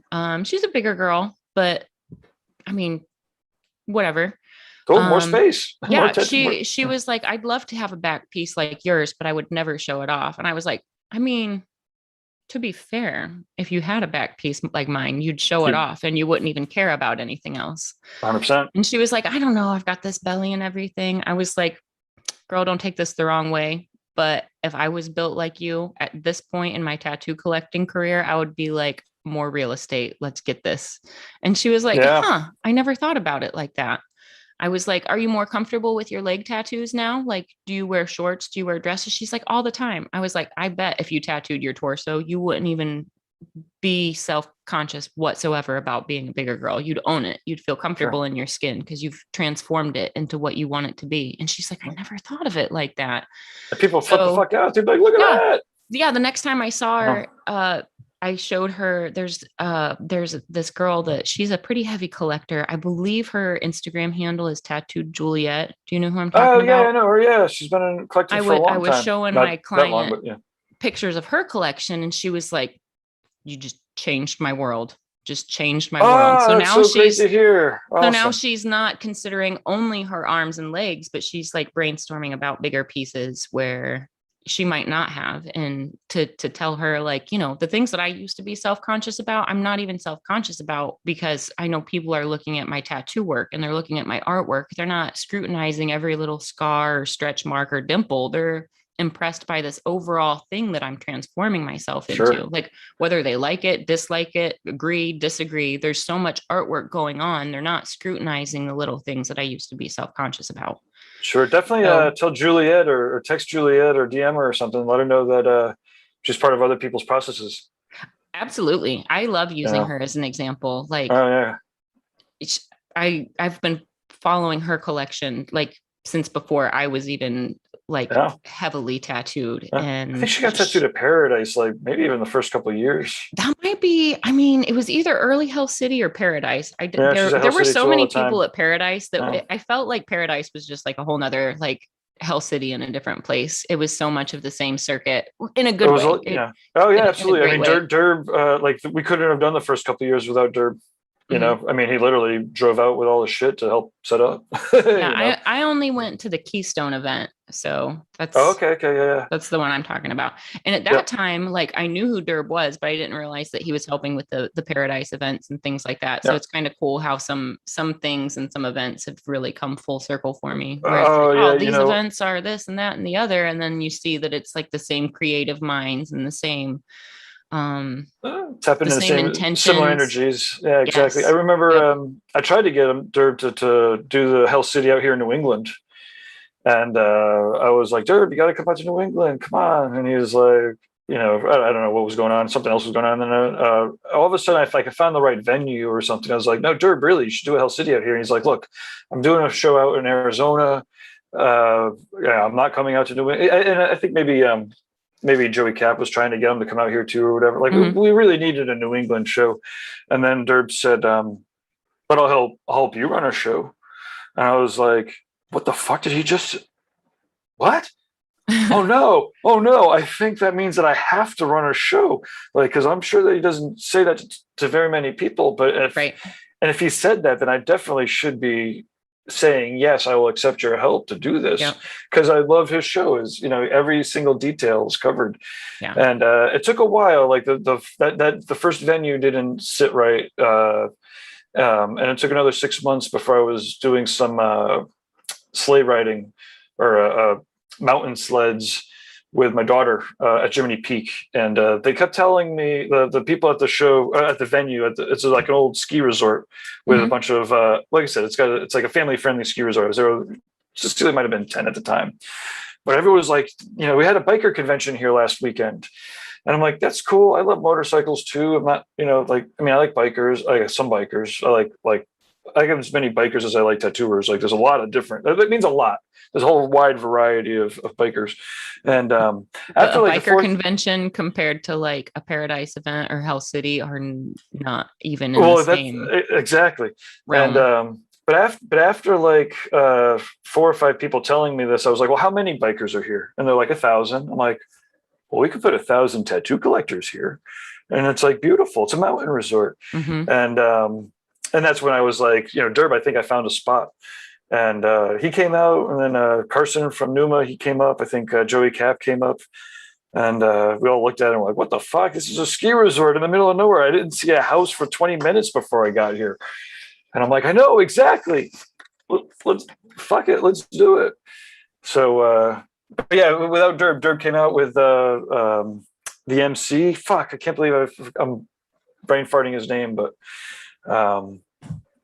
Who the fuck is the MC? Jeff? Was it Jeff Solon? Jeff Solon. Yeah. Solon came out, and they definitely gave us the launch. Those first 2 years, having Derb make sure that we don't fall off a cliff was great. And again, we were bringing something new, that newish to the table, or something unique to the table, and they're very complimentary, but not competitive. We also did a show with Derb out in Venice, the Venetian Tattoo Gathering. Yeah.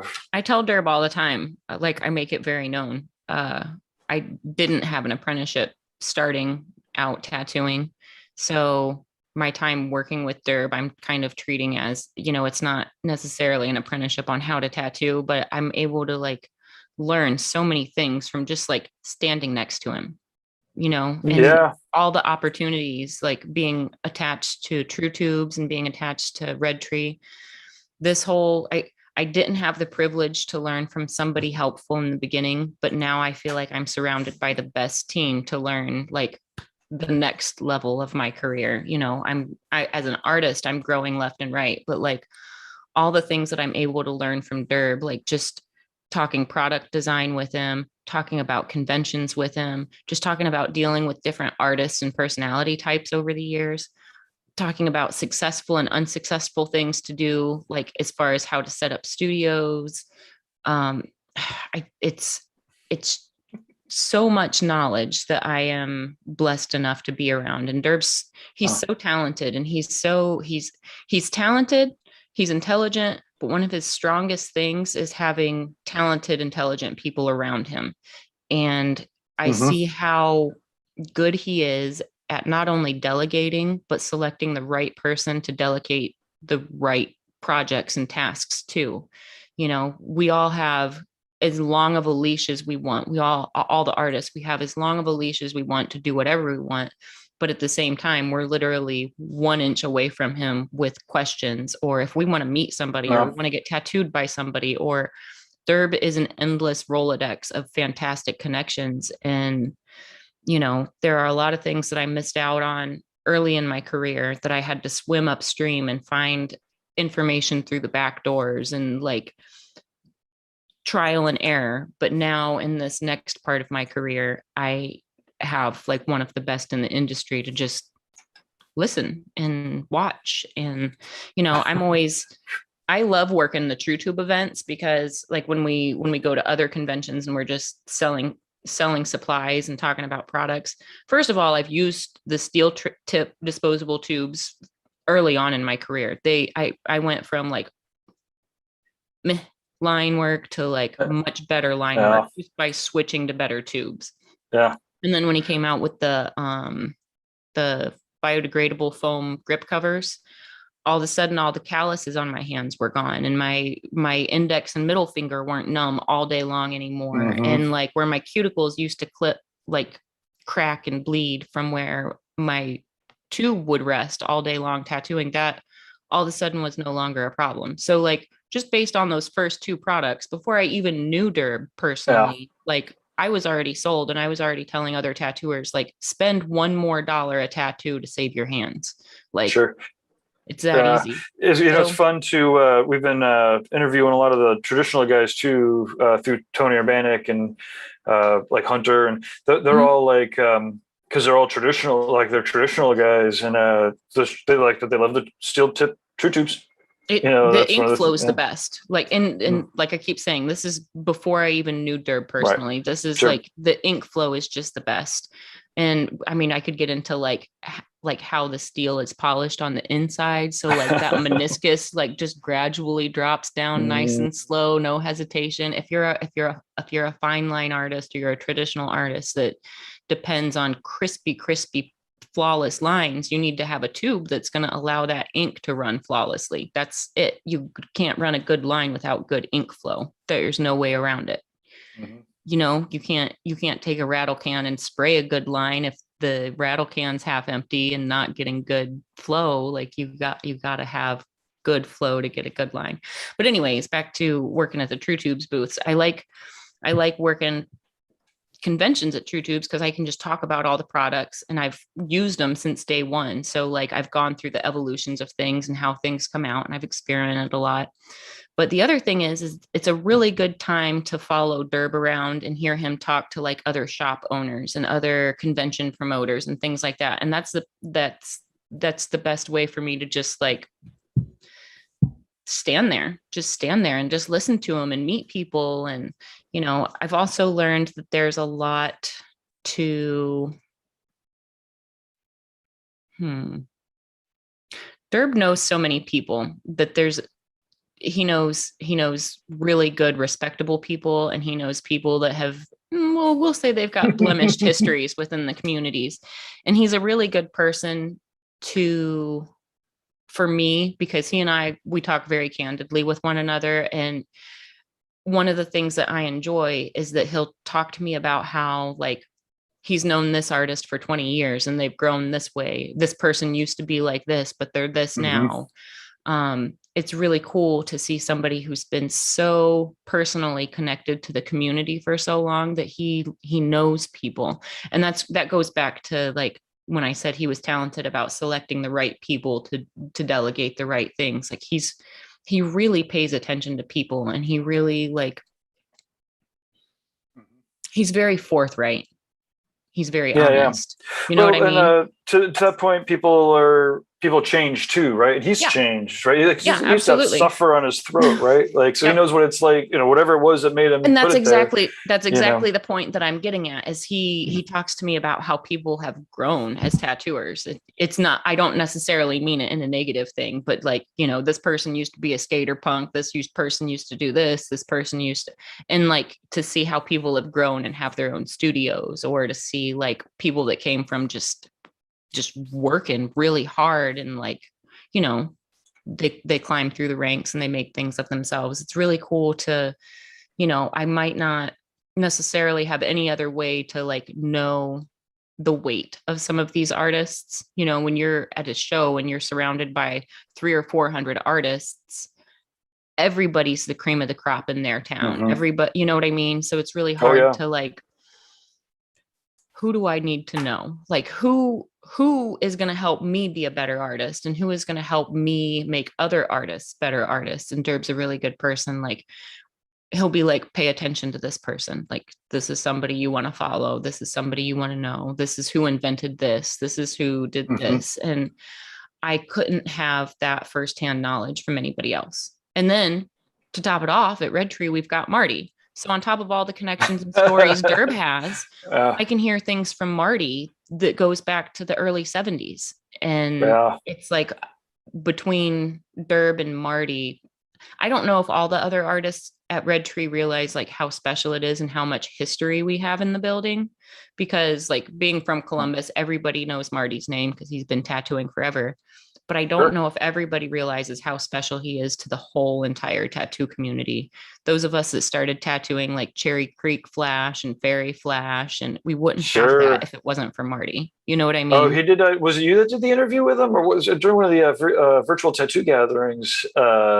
We got like an hour-long interview with him. Maybe it was Derb. But it was probably Derb. No, I actually really want to get. I would.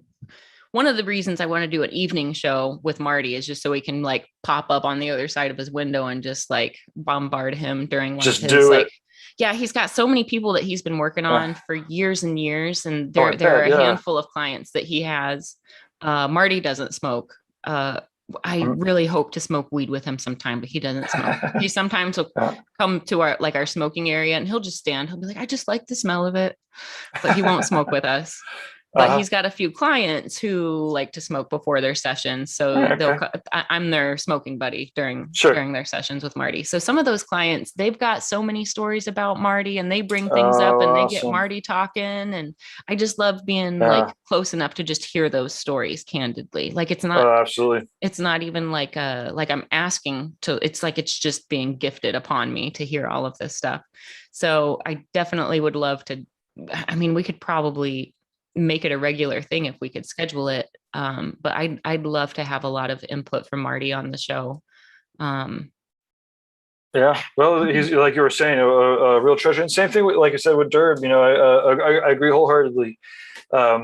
There are clearly amazing people, you know, like them in the industry that more than make up for all the fucking shit and fucking slosh that you have to get through to get to them. I mean, I feel like in today's age, it's getting fewer and further between that you've got to deal with like scuzz buckets and harsh personalities and things like that. I think I'm still a little fresh off. I'm still licking my wounds a little bit. True, it's true. It's getting better. Question about it. It's getting better. It is getting way better. It's getting better. But yeah. Well, hey, we definitely should be wrapping this up, though. Again, I know that you can go on for another 2 or 3 hours, and I could go on for another 2 or 3 hours. But we'll just have to do it again. We'll have to do it again. And I'm excited to catch up at the BYOB. So you're coming out in October? Yeah, I still have to arrange a house sitter, but I've got a couple of options in mind. But yeah, I'm probably taking the handy dandy van, loading up all the equipment and seeing how much trouble we can get into. Awesome. Well, we will get into the exact amount of trouble that is allowed by the law and the health departments. The exact amount plus one. Yeah. Plus one, you can't go too far. You don't know how too far is until you go a little too far and then come back. That's what plus one. Oh, that was too far. Exactly, yeah. That was too far. Yeah, but awesome. Well, we'll catch up tomorrow at noon. Awesome, man. Every Thursday at noon. And let's give the camera one good introduction, who you are and how people can find you and communicate with you, how to get tattooed by you. My name's Fawn Baker. The best way to get in touch with me, you can DM me on Instagram or through my webpage, fawnbaker.com. My Instagram is Fawn Baker. Everything's Fawn Baker. I keep it pretty easy. You can find me every week on the Tattoo Collecting Podcast, Thursdays at noon on the Reinventing platform. Awesome. Thank you, Chris, Damon, Michelle, anybody else that was in the chat room. And it's really exciting. I love being on this side too. I got to have awesome conversations with people like you. Yeah, it's nice talking. We'll catch